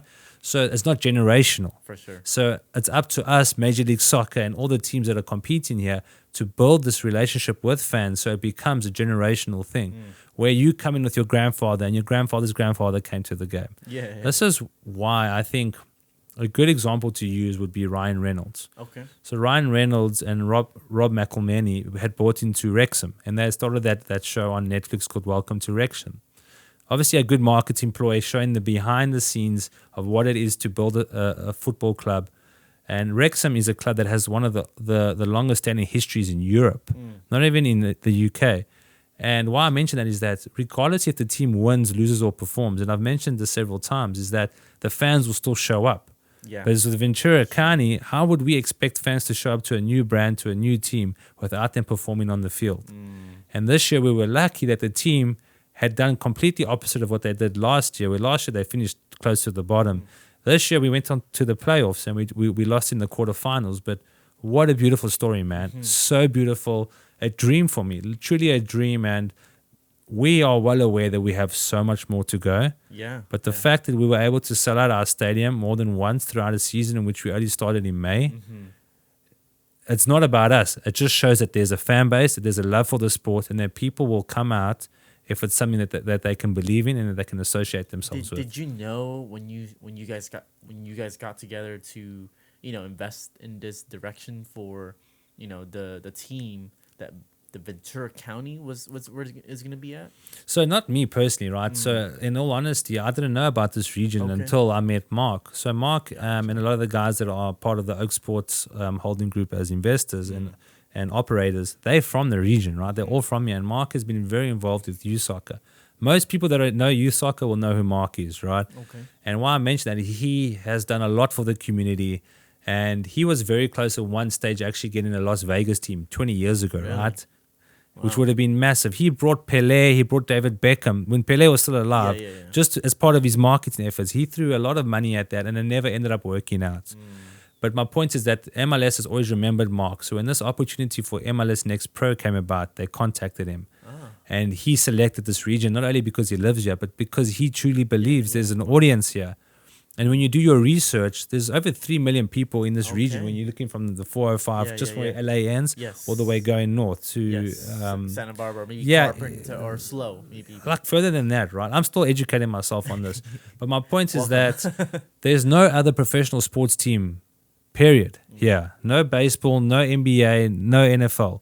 We do know that, which is the team that comes here for their training session every year? The Cowboys. The Cowboys, right? And they come here for the weather, right? And I think they've built a tradition here. So reason why we did this is that it's a soccer-loving region. It's very diverse. And it's a market that's untapped. It's a market that's untapped. And it's probably the last viable market in Southern California to have a professional soccer team. Okay, cool. So thanks for, I think you've dissected obviously what you saw and how you got involved in here. So for a lot of my guests, I guess that would listen because I'm from Ventura County, a lot of my personal friends and audiences. What does the VCFC future look like? Like, what do you aspire to create in here? And I know you mentioned when we were talking lower that this is a 10-year plan. I'm like, dude, nobody thinks. Most people I know that aren't willing to get in the game don't talk about 10 years. So tell us a little bit like how that looks, or what do you aspire to create with all this? I want to compete in Major League Soccer, man. Okay. I want to compete in Major League Soccer because that, for me, this is me personally, this is Michael Savvides, is that I want to get to the point where I'm rubbing shoulders with the right people and I'm working towards my eventual goal, which is to have a stake in Manchester United. Okay. And it might sound absurd, but I feel like if you're not brave enough to say it, and if you're not brave enough to think it, what's the point, man? For sure. What's like, you talk it into fruition. But so talking back to VCFC, so we're doing these things in stages, right? Yes. And I mean, for us to get into Major League Soccer, it's a long haul because it requires not only the money, it's relationships with the league. Is this a viable market? Are you going to get 20,000 people at every single game? Yeah. This is what we're trying to prove now. So this past season that's just gone by now, we exceeded all expectations, man. And it was down to... No, thank you. And I'm not saying that lightly. And what I want to do is attribute the success to the people, to the fans, to the people of Ventura. And a lot of our success comes from our supporters group as well, Los Doce.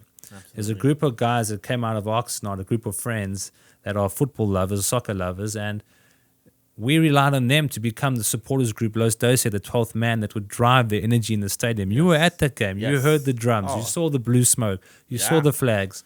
And that's just to start what we curated in a matter of months.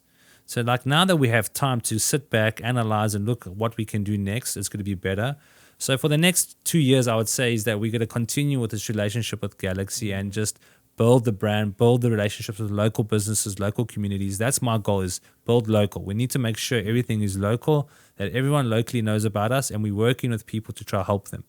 And then eventually when we are ready, we can go independent. And that independence is simply us now moving away from our relationship with Galaxy. And I mean, like, we're pretty grateful for it and we're happy with the relationship. So I don't see it ending anytime soon. But when that day does come and we are independent, we have to now take on the responsibility of recruiting the players, recruiting the coaching staff, doing the travel and doing all these things. And we're working towards that, right? And I mean, the position that we're in now, we're grateful, we're lucky. And I think what we've just trying to prove to ourselves is this a viable market? We've proved that. Right. So the eventual goal and the 10-year plan, as you mentioned, is to eventually get into Major League Soccer and propose to the league, hey, we've done everything in our power to show you, give us the opportunity. And then what comes next is obviously a capital raise and so on. And this isn't a perfect world. I'm not saying this will happen, but I'm not doing this just to compete in the small leagues, man. I want to go all out. I want to go all out, and it needs 10 years. It needs 10 years because I think when you're dealing, the timeline in which a person will tell you will depend also obviously on their maturity, their experience, but the size of the goal that you're going out to achieve will dictate the time it takes, obviously, right? Yes. There's a very famous quote from Elon Musk. He says, if you say it'll take you 10 years, it'll take you 10 years. But I've told myself it'll take us 10 years, but we're working towards getting this thing done as soon as possible. Gotcha. But you have to do that because the people you're working with need to be inspired by you. And they need, it goes back to my point of you need to drive towards a common goal. People need to feel inspired. Yeah. And if people aren't inspired, they are not going to work towards the goal that you've set out to achieve. Yes, absolutely. Awesome. Well, no, I think what you guys are creating in here, it's powerful. I mean, I don't know if you are aware of it, but in the area alone, and Ventura County has grown significantly in the past 5 years. You know, why is that? I think people are just starting to stray away from the city, and they're starting to realize, hey, there's more life out here as well. Now, it's not as active as someone like a location like Los Angeles, right? I think it's better here, man. Honestly, here? I think it's honestly better here. We should move. I love it here, man. Like, here. I mean, I was driving here. It took me like an hour 45 minutes. I know. But I'm looking at the wine. Not the wine farms, the farms. There's lots of wine farms in Cape Town. That's why I said that. But you're looking at all these farms and like the mountains, and there's no power lines, and it's just beautiful. And I'm just like, I could see myself like settling here eventually when I have a family. Okay, cool. Well, you're welcome out here. Thank you so much. Now we can get some drinks or I wonder if I'll be. We'll play some pickleball and drink some beers. I wonder how many South Africans are living here. It'll be cool if I was the first one. I doubt it though. Yeah. There's so many South Africans scattered across California. Well, I mean, like when we look at Africans, right? When we look like usually we think of African Americans, right? Yeah. Usually, you know, we got a lot of minorities in here, right? So I think the minorities, or as a United States, has become more majority here. Like I'm considered a minority when I first came in here because like I grew up with a bunch of Hispanics, you know. So like for someone like you to come in here, I think, you know, it'd be. I mean, even then, you know, like there's a lot of minorities in here that aren't as noticed yet. Do you think that? And I think I might have mentioned that, but do you think that people from this region, from the 805, as like everyone I talk to wants to be known differently from Los Angeles? No one wants to be. Oh yeah. And I love that. I love that people are proud of prideful. the 805. And I mean, for me, that's what I mentioned. It's one of the I feel has been one of the most prideful things that people love to take on in here is that they're from the 805, and when they see something that represents 805, they're gonna proudly represent it. You know, look at the artists that we have in here, like, you know, Anderson Paak or Kyle or super 805 beer. Yeah. So when it comes down to that, like I think that's why I'm excited with what you guys are creating in here, right? It's because snap, our home county eventually has a major league soccer team. Dude, that's freaking amazing. You know? Yeah, and I think that's and again, thank you for having me on here. One of the intentions is to spread the word and get your audience that maybe haven't heard or learned about us.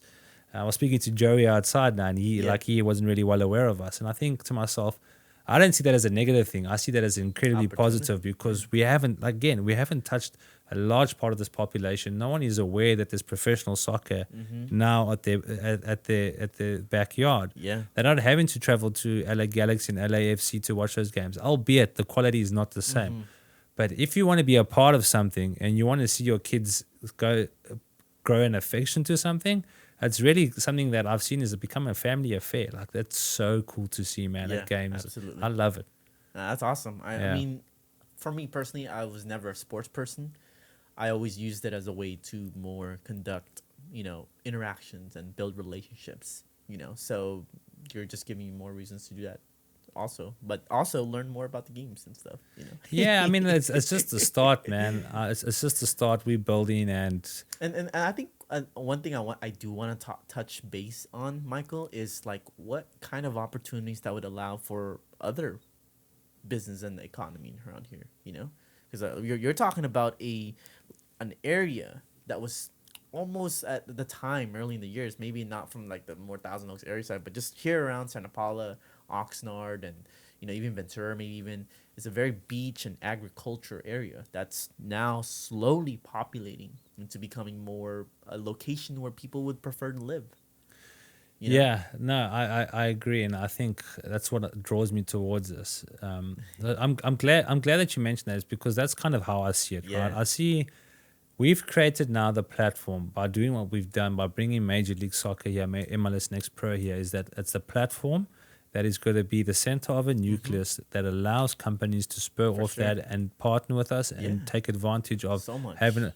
So that's like local breweries, for example, coming on board, or local for companies like A+ Branding, right? That are going to help with merchandising, for example. And there's other opportunities for drink products and food products for local companies like the guys from Aquas Locas. I don't know if you know who they are. I've heard of them. Pablo was one of the founders there, and I had met them early on this year, and like I was immediately drawn towards their brand, and I think it's really cool. It's very local. Yes. But the point is, these kind of companies are the ones that are going to benefit from us, right? Like for me, it's not about me. It's not about us. It's about the community, right? It's the most important thing. And look at Young Quicks, right? I mean, I think from what I saw his post, he's always wanted before, becoming into his early artist career. He's always wanted to be a pro soccer, and I guess be a part of that. I mean, I'm here because of him, That's right? awesome. I'm here because and Young Quick's another person we have to give a shout out to. I mean, he knows he's done a lot for us. I'm grateful for him, but I just see the way in which he acts in the community, the way in which he conveys himself, and the way in which people respect him. You can see he cares about it. I mean, he wrote a song, Oxnard, right? Yeah. And it's for opportunity. I love that. I mean, but to be going back to like, a Young Quicks is a guy that I think he's so proud of this region that even if he goes on to live this amazing career, he's always going to think back to this place. And I think everything he does is with this region at the center of it. Yes. He's helped us a lot with like just bringing... Talking about people taking advantage of what we're doing is like he had a friend that was doing, like when you have the shirt and you print the name on the back of the shirt with a number, right? At the games, the guy brought his machine and he did it. Nice. We didn't have to do that. But my point is like, it's not about us making money from this thing. It's about building a thing and proving to the community, hey, there's something that you can call your own. And eventually we have big plans of building a stadium and getting like... If I'm not thinking that way, what's the point in doing it, man? I don't want to be a mediocre team. I want to be competing. I want to be winning.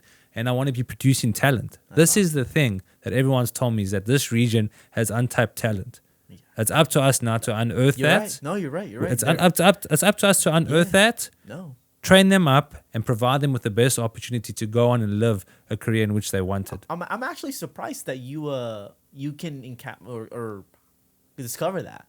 Because I've always thought that also that this area has a lot of untapped talent. Think how many soccer tournaments are on an average weekend, man. Dude. So many, man. So many. So, and it's guys and it's girls and it's kids and it's adults and it's teenagers, and there's so much. And one thing that we've also wanted to do is that we don't want to separate ourselves from anyone. Anyone that wants to be attached to us, that has value and has a great message and the values are aligned with us, we welcome that. I love that. We welcome it because, again, we know that we are only going to be successful with the community buy-in. Love that. Love that. Well, shoot, I'm super excited for it. With what you guys have got going on, I'm glad that you're able to come over here and share your story, coming from all the way from West Hollywood. A Plus Branding has also sponsored this podcast and has allowed me to have this opportunity. But they've also gotten a gift for you and the team as well. So we want to showcase something for you guys. So they've actually latched on your guys' label, so you can show it to the team as well. Wow, so this is something that they can do. Yeah. There you go, everyone. And here are a couple of stickers also Wow, that that's you can give out. epic, dude. So- Thank you so much. Yeah, no, shout out to A Plus Branding, Alex. So production when you manager. see these tagged around the city, it's not me, eh? I There we love go, that. guys. Thank you so much, dude. Is it Yeah. okay if I put it here? Yeah, no, of course, Alright, of course. Or you can put it here too if you want. I just don't want Doesn't- it to fall. Okay, on there, yeah. perfect. All right, so Thank you. I do wanna. You're welcome. I do wanna pivot towards other entrepreneurs. A lot of the podcast listeners that I want to target or be able to speak to is obviously creators, business owners, people who are in the current process, and you've had a lot of success yourself as well. I know this podcast is probably one of the longest one I've had so far, but I wanted to at Joe least- Rogan, he's coming. No, Joe Rogan does an amazing job. Like Best. The guy's goat. a- The guy's a goat. monster. Yeah. But let's talk a little bit about your aspect and with just from an operational standpoint, right? Obviously, you have VCFC and you've had your two companies that you've exited out of successfully, right? How has those skill sets and insights become applicable or transferred over to what you're doing right now with VCFC? I think most entrepreneurs would say this is the success is not what you learn from; it's the failures, right? Oh, okay. Okay. Okay, And I'm let's going to give go you with that. I'm going to give you an example of I don't like using the word failure. It's a learning. It's truly a Yeah, learning. for And sure. there's someone that kind of validated what I just said now is Giannis, the guy that plays for the NBA. He's an NBA player. Okay. Crazy story. I would highly recommend watching that documentary. It's Giannis. It was an African kid from Nigeria that went on to have an amazing career in the NBA. Anyway, so he says that, but there was a company in which two friends of mine had started in South Africa called AdRail. At the same time, I was doing Park Up, talking about doing one and too many things. But again, I like to see opportunities, and timing is everything, because sometimes you might hit the timing and make what you would never have made, right? So we had put an idea, and I came in later on. Again, I wasn't the guy that came up with the idea. I came on and I took us to the point where we would have the slightest chance of becoming successful, but we didn't, right? And this is where the learning comes from. So it was called AdRail, and what AdRail essentially was this. So when you get into an escalator where you're at the airport, train station, a casino, hotel, they're normally people that are advertising, and brands are advertising on the glass of the escalator handrail. sure. And this is something I can probably talk to you guys about. We had put a patent on a polyurethane film to advertise on the actual black handrail on the escalator. Okay. And Interesting. why that was so cool at the time is that South Africa is very unique when it comes to shopping centers. They're far larger than they are here. People look to shopping centers for a place of security, for comfort, for convenience. Where here, at least in California, it's these strip malls, in and out, right? And why I mention that is that there's several escalators throughout the shopping center. So you have on-site marketing. And at the time we were trying to do this is that we eventually got to a point where we could have a material that we were putting a patent on that could last for 3 months, because that's a typical campaign period for like a Samsung that's releasing a new phone. I needed to withstand the heat of the escalator, people picking at it with their wedding rings or their watches or whatever it is. And that was a product that, this was actually a crazy story, man. There's this massive shopping mall in a township in South Africa, in Soweto, called Alex Mall. And this mall gets over 1 million people through the mall each week, right? Because it's got a massive taxi rank. And that's where people go through.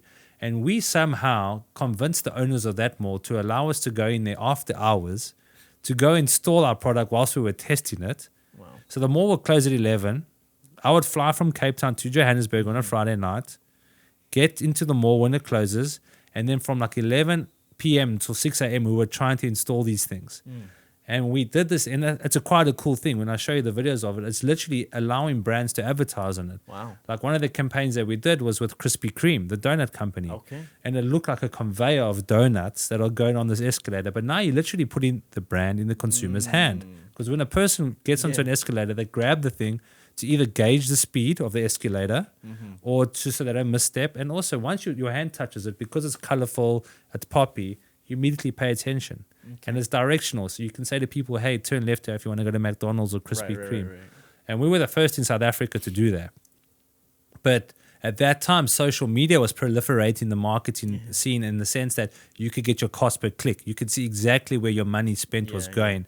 Whereas within more advertising, it's very difficult to do that. So we didn't succeed for one of those reasons. Our product was far too expensive. We were priced out.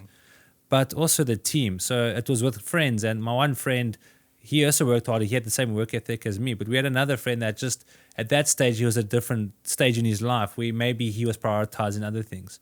And the learning from that I took into VCFC is that it's not always best to do business with friends, man. So with VCFC, I knew no one. Okay. Knew no one. I came in, and now I'm trying to obviously show, and I'm the youngest as well from the ownership group for sure. And now you're having to prove your worth, but now you don't have this unconscious thing of not wanting to call your friend out for not doing work. Because it goes back to my point that we spoke about earlier on of resenting the people. Because you don't want to be resenting your friend, man. You want to work hard on a Friday night because you know that you see it. You're right. You're building towards something. And you don't want to resent the person for that. So the learning from that was very, very much to choose who you're going to work with. And I've kind of made the thing is where I try to avoid going into work with friends. It's not always going to happen because I've had other opportunities that way. And that was one of my greatest learnings from that. And timing. Timing was of the essence. Okay. We had an amazing product. It was a product that I told everyone about. They're like, holy crap, that's a great idea. Yeah. But timing was not right, man. It was not enough. If it was 5 years before that, we would have knocked it out the park, man. Yeah. And you would say that your ability to, I guess, operate without having those personal relationships and the timing that you have right now with VCFC is an applicable trait that would drive you towards a far better success. The trait that definitely has resonated with me, or the silver lining throughout every venture I've been a part of, is my ability to work hard. Like, I don't say that lightly. Like, the fact that I was flying from a different state, to get in there at 10 o'clock at night, catching an Uber to this mall in a very precarious place in Johannesburg, not very safe, right?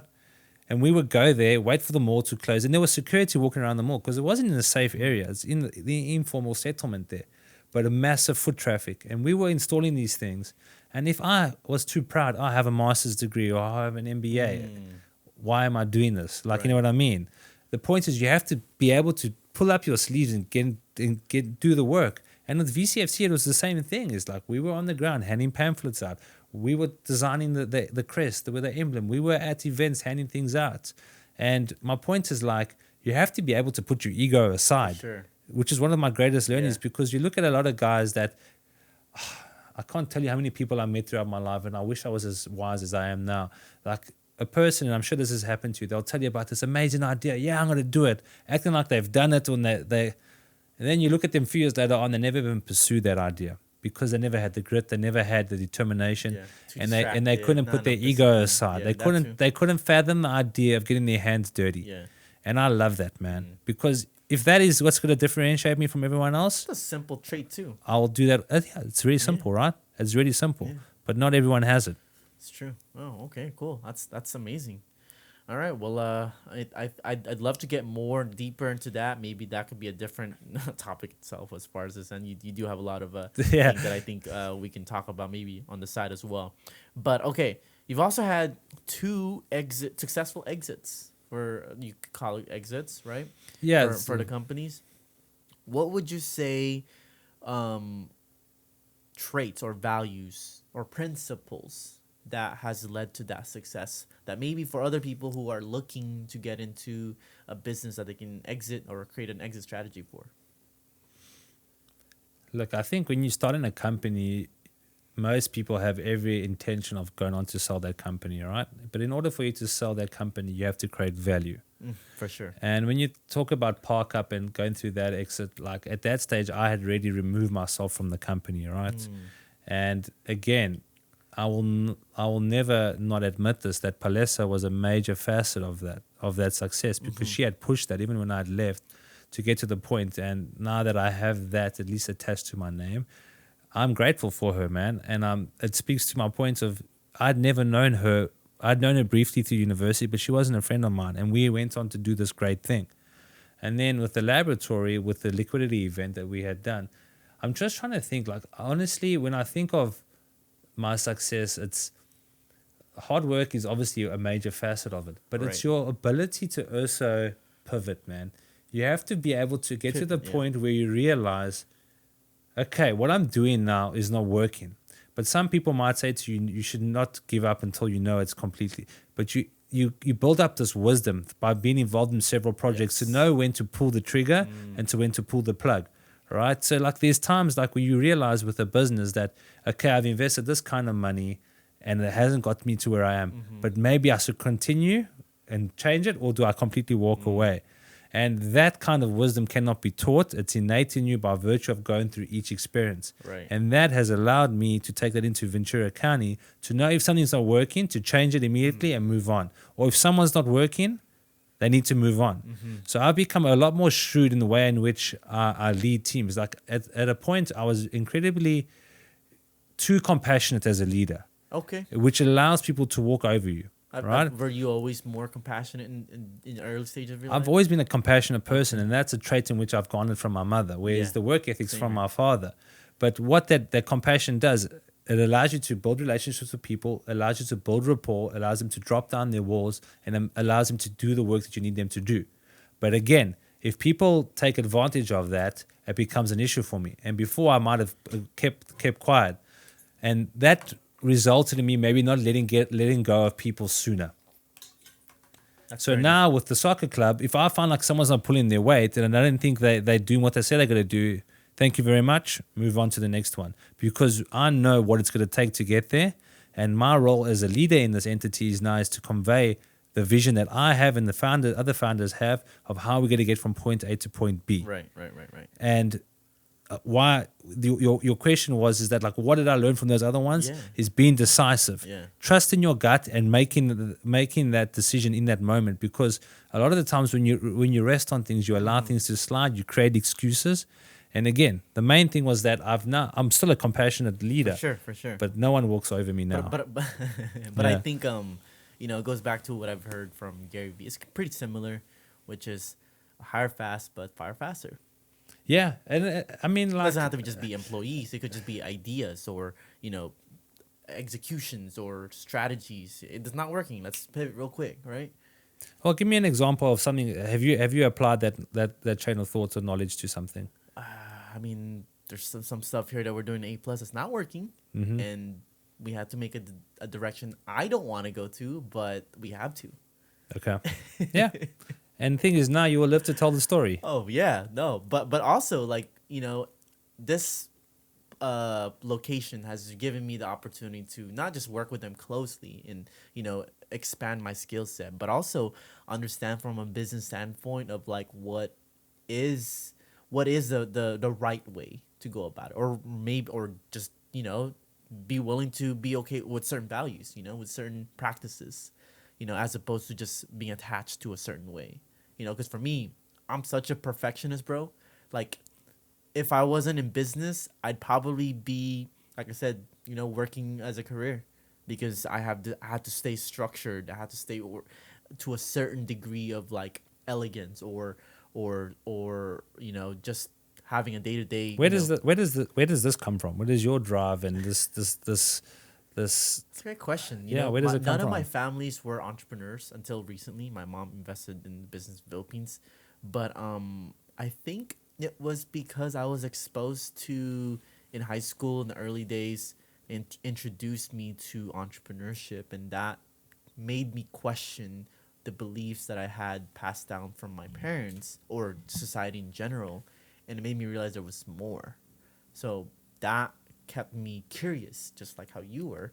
I wanted to explore more. Even though I was going to college, I wanted to explore more. Like, there has to be more than this. If other people are living this way, why am I settling just for this lifestyle? Sure, that's cool No offense to that, but like, why? You know, why just go in that direction? Then as time progressed, I learned what it took or what is required for me in order to be at a degree of success that I desired. No, I think, and it's inspiring, man. It's Ah, you're inspiring, man. no, What the I think hell? is I draw inspiration from most people. I mean, like obviously I follow you on Instagram and I see you hitting the gym at like at 11, 12 o'clock at night. 4 times a week, four But times a week minimum. the why I mention that is that you're not doing that to show off. You're doing it to show people what it takes. Actually, yes, you're right. That's the main reason why I And I post can what tell do. you now, your followers don't see it that way unless they truly draw There's inspiration people. from you. See that? See now I've learned from a marketing standpoint, it's no longer to try to create attention. It's to look for people who are already in there or who can drive from that inspiration. You know? Yeah, no, I definitely think so, man. I definitely think so. And one thing I need But to thank you for noticing that. yeah. One thing I need to also mention is that, like, with the soccer club, like, when we say success, it's just based on what we were and what we are. Like, if you look at it from the grand scheme of things, there's still a lot to go. And I mean, I could be critical and say we aren't successful. But the unique thing about what we're doing is that most of us have had no experience in building a professional soccer team. Like, a lot of the guys That have is- amateur soccer, right? But we're using our unique experiences. Like, Mark has an incredible career, man, in blockchain, in microchips, and in so many industries that I draw inspiration from him. And we still look at this thing as like it's a baby, it's an infant, and like any new parent, you're not sure how to go about everything. You're making mistakes. Sometimes you pissing the wrong people off. But also you have to push the veil, man. In order to get stuff done, you need to sometimes not be the nice guy. And it was something that I had to get over because Yeah, for same me, here. I don't like being that kind of person towards an individual. But I'm also very well aware is that we are on a timeline here, man. Every day is a day lost. And if we do not push and question the norm and challenge what people are just assuming, we would not be where we are today. I mean, Absolutely, I, together with our team, got over several hurdles that I don't think any group of guys that didn't have a background in entrepreneurship would have been able to do. Really? Because entrepreneurship teaches you to push the veil, to Oh. challenge the norm, right? To Yeah. challenge the status quo. Because it is the truest thing as an entrepreneur. What is an entrepreneur? You are building something in which someone hasn't done, or you're better in something, right? But in order to do that, you have to change some sort of policy, some sort of rule, or some sort of stigma or unconscious bias. And Absolutely. that, for me, is the most exciting part. Because once you do that, then you know you're moving the needle. You know what? I just remembered something that I wanted to mention a while back earlier when we were talking about, the processes and building and the fulfillment that it takes. But, in essence, going back to what you just said right now, it's when we're building, right? It's the excitement of the possibilities that we can create that gets us going. It's kind of like a drug, right? It's like, yeah, I already got this, but like, there's also something there. Like, what's in there? But that's what it is, right? And once you've done 1 and 2 and 3 of those things, you start to believe in yourself, right? And once you believe in yourself, that self-doubt or that anxiety that would typically consume an individual and prohibit them from going forward Yep. with an idea is no longer there. It's no longer minimizes prevalent. maybe even, just minimizes. Even just minimizes. I just look at it as going to like a boxing fight and swinging, man, and just hoping you hit it. Because if you do hit it, you knock the guard. If you don't hit it, I mean, the thing is, like, building businesses, you have to build fast, man, so you know what works and what doesn't work. Yes, some industries are different, but like for the soccer thing is we're trying to get up to speed. So when the World Cup comes around, we are now a team that is at least a household name in this region, and which people can marry the two. Hey, there's pro soccer here. sure. That's what we're trying to do. I think it's exciting because I predict, or maybe I'm wrong, but I'm pretty sure, certain on it, with what you're creating and just the type of team that you guys are creating, that there's gonna be a time, even if people aren't major fans of football or soccer, right? That they will go just because there's a community, there's a status attached to it, there's traction, there's opportunities. You're gonna create all of these many directions for people to potentially attach themselves into. Yeah, and you made a good point. There's different facets of a fan base. So when I'm using the word fan base, I'm not applying a blanket approach. There's different silos within that. And what I mean by that is that you're going to have VCFC moms, the moms that are bringing their kids to the game just so they don't have to cook food on a Sunday. They can have their kids there, buy them some tacos at the taco stand, run around whilst I watch the game and I unwind. There's those kind of families, right? And the moms and the dads. And then there's the Los Doce guys, the guys that are just coming for a good time with their friends, make some noise and play some drums. And then it's also the people that just are truly interested in the sport and want to come see the grassroots and the professional teams. And then it's the demographic in which we haven't gone out to capture yet, is the guys that come to sports games to drink alcohol. The guys that want to come and have a few beers with the boys, or girls that want to have a few drinks with the girls. And we haven't sold alcohol yet because we're trying to do things in stages, right? Because when you bring alcohol sales into an environment, there's different security measures in which you need to adhere to and things you have to consider. Wow. And we've created a family environment right now. So we have to consider and this is something we have to do because it's part of the culture, right? Yes. You go to any sports game, and like I just think about it, when you go to a Dodgers game, predominantly Latino and Hispanic people, Yeah, for sure. they're loving their beers, they're loving their food, they're loving everything. And those are the kind of fans we want to attract because that brings the energy, that brings the vibe. And that's what the soccer game is about. It's not about what's the product on the field. It's about the experience. Yeah, I mean, I think going back to what you mentioned, with the Olympics being hosted here in a few years by U.S., and also as soccer becomes a more acceptable, or not even acceptable is a better word that fits it, but more, I guess... Popular, maybe? Popular might be a good word for it too, but just like it's something that you want to be a part of, kind of like like let's talk about like the Super Bowl, right? I bet, or even right now with the Major League Series, right? People are joining these trends because they want to look. I'm only watching the baseball now because first of all the Dodgers are playing, but I would have watched the World Series. I was wearing a Dodgers game. I don't even go for it. Yeah, man. It's. But this is the thing. This is why I love this country, man. The way people view sport is like a religion, man. It's part of the fabric. Yeah. It's part of the fabric of society. It's a cultural thing. Yeah. Like when you look at football and you look at the Super Bowl, right? I think there's how many people in America? 350 million people. For sure. Maybe half that are watching the Super Bowl. But now you talk about the World Cup and the viewership there.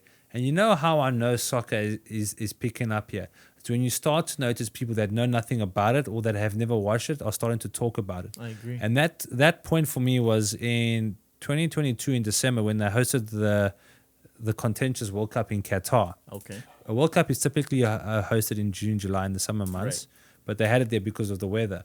But I had a friend that I had met here that I initially worked with when I was working at Maersk, Brian, and he had texted me in December. I was in South Africa at the time. Are you watching the final? It was the final between France and Argentina. And I was like, you are watching this?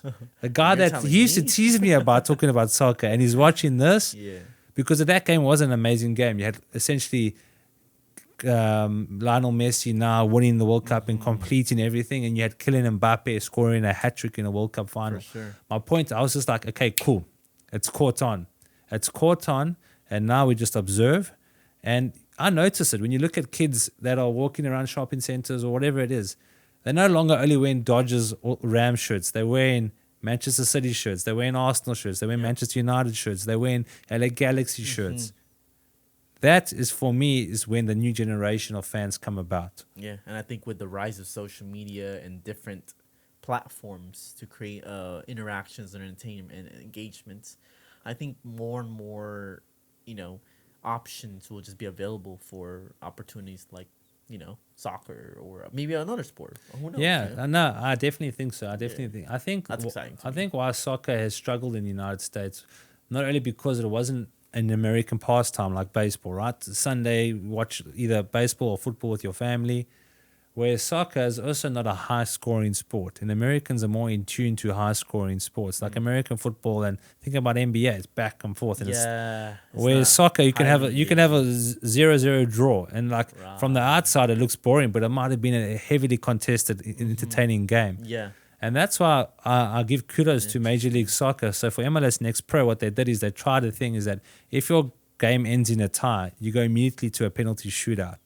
So traditionally that doesn't happen. The winner gets 3 points, the loser gets 0 points, and if it's a draw or a tie, you get 1 point. Okay. So they changed it now. So when you tie a game, you go to penalty shootouts, and the winners get 3 points, and the losers get 2 points. Okay. So you're seeing that there's... So now there's more goals, right? And it was the funniest thing for me is the one game. The game was kind of boring, to be fair, but the fans would keep going in or whatever it was. And then at the end of the game, it was like a 0-0 or 1-1 tie, and people started to leave. And then Lino, who's one of the guys from Los Doce, who's our stadium announcer, legend. If he's listening to this, Lino, we are grateful for you, man. He had to get on the mic and remind people, hey, there's still penalties. And the way I saw the atmosphere change, everyone's like, we're walking away. Everyone got amped behind it, and we ended up winning that. And then the vibe and the atmosphere in that stadium was next to none. It was amazing, dude. And that kind of made me buy into these different initiatives that the league is trying to do to make this more entertaining. Yeah. Oh, wow. Yeah, I think you've clearly, like, broken that down as far as, where this is going. And, yeah, it makes me excited. Yeah, it's exciting, man. Okay, cool. Well, where are we going with this? I would like to expand it even more, but usually my podcast has not extended this far, so I'm actually pretty intrigued myself. Is it down to you, or is it down to your guest? It's for you. No, it's good. But okay, cool. So let's transition into the last parts. I guess just kind of closing this out. For anybody who potentially wants to tune into VCFC, how can they be a part of it? What can they look forward to? So right now, when we're recording this, the time we're recording it's the off season. So we just came out the playoffs. So the season starts in March again next year, and our games are hosted at the William Rowland Stadium at CLU. But obviously, our social media is Ventura County FC or VCFC. I believe our Instagram is vcfcpro.com. We're on X, we're on TikTok, we're on Facebook, and all the socials. And our games are also streamed on Apple TV. On MLS Season Pass, which makes us unique, right? So MLS has the Season Pass on Apple TV, which is aired in 100 countries. And again, it becomes a far more favorable now for a brand wanting to get involved, either as a sponsor or an advertising board field sponsor or a shirt sponsor. There's several opportunities, right? And we purposely trying to only work with local businesses. So we've just brought on board now Ventura County Credit Union. As one of our sponsors, right? And the intention of that is to build locally and make sure that the audience in which are coming to our games are people from this region. And the things to be excited about is the fact that the team ended up the season in a far better place than what we thought they would do. They went on to the playoffs. Unfortunately, they never got further than the quarterfinals, but exceeding all expectations. So the goal now next year is to do one better. How do we get to the semifinals? And how people get in contact with us is through our website, which is vcfcpro.com. We're pretty prevalent on these podcasts, and thank you again, and on the radio stations with the guys like Mambo and Kat and a few of the other guys from Point Broadcasting. It's an opportunity for a lot of local brands to come towards us, approach us, and also come up with ideas in which they think they can integrate their business with us. Yes. And I'm very grateful to be a part of the journey. Yeah, man, we're gonna rock it. We're gonna rock it. Hell like yeah. I'm amped, man. I'm amped because I can see it clearly.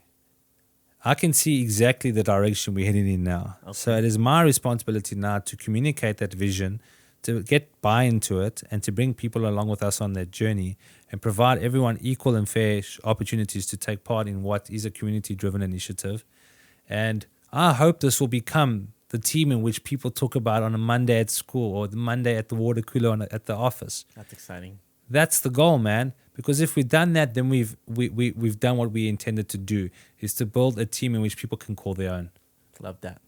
I think that's very exciting, especially with, just being someone who grew up in here and, again, just local native and, take pride in this. So I think people will, man, because I think it's one thing that people are starved of right here. Yes. And that's another thing we have to obviously compete with now, is that the various activities that are outside of a pro sport. Like people can go to the beach, they can go to the shopping mall, they can go wherever they want. So now you fight in those things and to garner the attention of an audience that was once not there.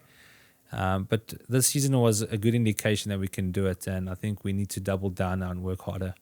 Love that. Love that. Cool. I think there's a lot of lessons also that people can see from this, especially, documenting now. So I think it's pretty. Yeah, no, pretty exciting. I'm glad that we're getting to do this Yeah. because it's also something for me to reflect on in the future. And I hope in a year from now, when we do this again, or whenever we do it again, we see the progress and we see some of the There's stuff that we definitely had spoken about, man. Yeah, I mean, I've had a lot of people or a few people come in here and share their progress, and it's been an amazing journey. I'll Yeah, tell you that. It's because you're essentially creating a visual journal for that individual, right? And for yourself, right? You can see how you've improved as a Yeah. host. Oh yeah, thank you. Okay, cool. Ending off with that, I guess before we end, Michael, and where people can find you, I guess, if you had one word or maybe a tip to say to your past self, right? What would that be as advice to yourself, I guess? Advice, not one word, Younger right? self. Yeah, not one word, but like a phrase or saying, or what advice would you tell your younger self? I'm going to start off with a very famous quote, in which I've had on my cell phone since the beginning, and everyone that knows me will know how I'm going to say this, because it stands true to me. It's a quote by a gentleman by the name of Alan Turing. So Alan Turing was a mathematician and computer scientist who essentially helped decipher the German Enigma code in World War II. Yeah. There's a very famous movie on him, in Imitation Game. And the quote is something like this. It's sometimes the people that no one can imagine anything of who go on to do the things that no one can imagine. Yeah. It's true. And why that I mention that is the word in which I would use is belief. Believe in yourself, because there's no one going to believe in you but yourself. And it's the easiest thing to say. But once you back yourself and you wholeheartedly believe in what you're thinking and what you're doing without any validation from someone else, you will end up where you need to be. Maybe not the exact location, but you'll surpass that. And when you look back, you're going to think that initial location was kind of mediocre. And I've just got to the point where I honestly do not care what anyone says about me, because it was the hardest thing for me as a person to get over, because I grew up in that generation where you're on Instagram taking photos of yourselves, and I went through that journey of naivety and maybe a bit of ego and I think narcissism, right? Which you have, like. For sure. I was always in the gym. I was always posting photos of myself being ripped online. But why were you doing that? Because you were trying to get in front of the girls or whatever that is. And I look at them. I look at my old self. My wife, if she listens to this, she's gonna laugh at me. But I'm being honest, man. You have to be honest with yourself. And the thing is, when I look back to who I was in my 20s, I am so different, man. I'm so different. And you know how I notice this? And I'm going to notice it again. Is when I go back to South Africa at the end of the year and I see friends that I haven't seen for a while, and I see people that I haven't seen for a while, and I listen to what they're saying and the context that's coming out of their mouth and the way they view the world. And I've just changed to the point where I know that the reason why I am where I am is because I just do what I want to do and I believe in myself. And yes, there's days where you don't believe in yourself. That's why it's important to surround yourself with very much people that are in line with what you're trying to achieve. And one of the greatest assets for me was marrying my wife, Ksenia. She's my sounding board. She's the person that is my biggest supporter. And on the days in which I doubt myself, she kind of gives me the kick up the backside and says, hey, you know you're not like this. Love that. Well, shout out to your wife, Yeah, she's a rock star, man. Rock Amazing. star. Well, thanks for sharing that. We didn't mention it until now, so it's cool to give a shout out to, your supporters or support system, Yeah, I mean, and the thing is, I do think a lot of people allow either their spouse or their partner to maybe make them resent themselves or not follow through with a dream because maybe now you have a family or you have kids and you have other responsibilities. And I get that. It's incredibly tough. I don't have kids yet, but I have every intention of having kids. And I know that everything I'm building now will eventually be for them. Yeah, I think. And that excites me. That excites excites me, man. That excites me. Like, I can't wait, man. I cannot wait to That'd be impart dope. my wisdom and knowledge onto someone that is a mini-me, whether it's a girl or a boy. I don't really care. Probably gonna be the soccer, pickleball. Oh, you never know, man. I mean, it's one of those things. Like, I would love my son one day to be a soccer player, but like every guy says, you allow the kid to do what he wants to do. Yeah, that's awesome. All right. Well, let's end it off a little bit here, Michael. I've had the pleasure to interview you and get to know about VCFC as well as one of the co-founders for this team for Ventura County. For anybody who wants to connect with you, where can they find you? I suppose my Instagram, which is it's funny actually, Cali_Mike, and the Cali is not because I'm in California. I used to do calisthenics actually. I see. I used to do calisthenics. I actually was very into calisthenics at one point where I practiced for 2 months for just doing calisthenic workouts. You hurt yourself. You hurt yourself. Yeah, I've been doing muscle ups. Yeah. Honestly, it's the best thing I ever did. But it's where the Cali and Mark came from. And my LinkedIn is Michael Savvides, right? That's the ones I typically operate on. And yeah, anyone that's listening to this that wants to get involved, that wants to come up with ideas and partner with us, we are open. And love that. I want to thank you. I want to thank you for giving me the opportunity, for giving me the platform to come speak not only my mind and tell everyone most importantly about Ventura County FC, Yes. VCFC. Of course. First professional sports team in Yes. Ventura County. I'm honored to be a part of that. Yeah, man. I'm grateful. Thank you. Awesome. Cool. Well, thanks again, Michael. For anybody tuning in, thanks for tuning in. We'll see you guys on the next episode. Yeah, take care. Hey, Voice community. Thank you so much for being a supporter of this platform. Our goal is to establish a platform where we can represent voices that empower others to be more, do more, and have more. We advocate for a message to voicing what matters. Through our platform, we dedicate our content through the voices of creators, leaders, communities, and organizations. We vocalize messages and stories representing aligning values through many people's stories. We want to provide content for others who feel like they have no voice or don't feel like they have a direction, feel lost, or need guidance. And through others' voices, we believe that everyone is deserving to pursue a lifestyle that they get to create. We appreciate any support you give to keep our platform growing.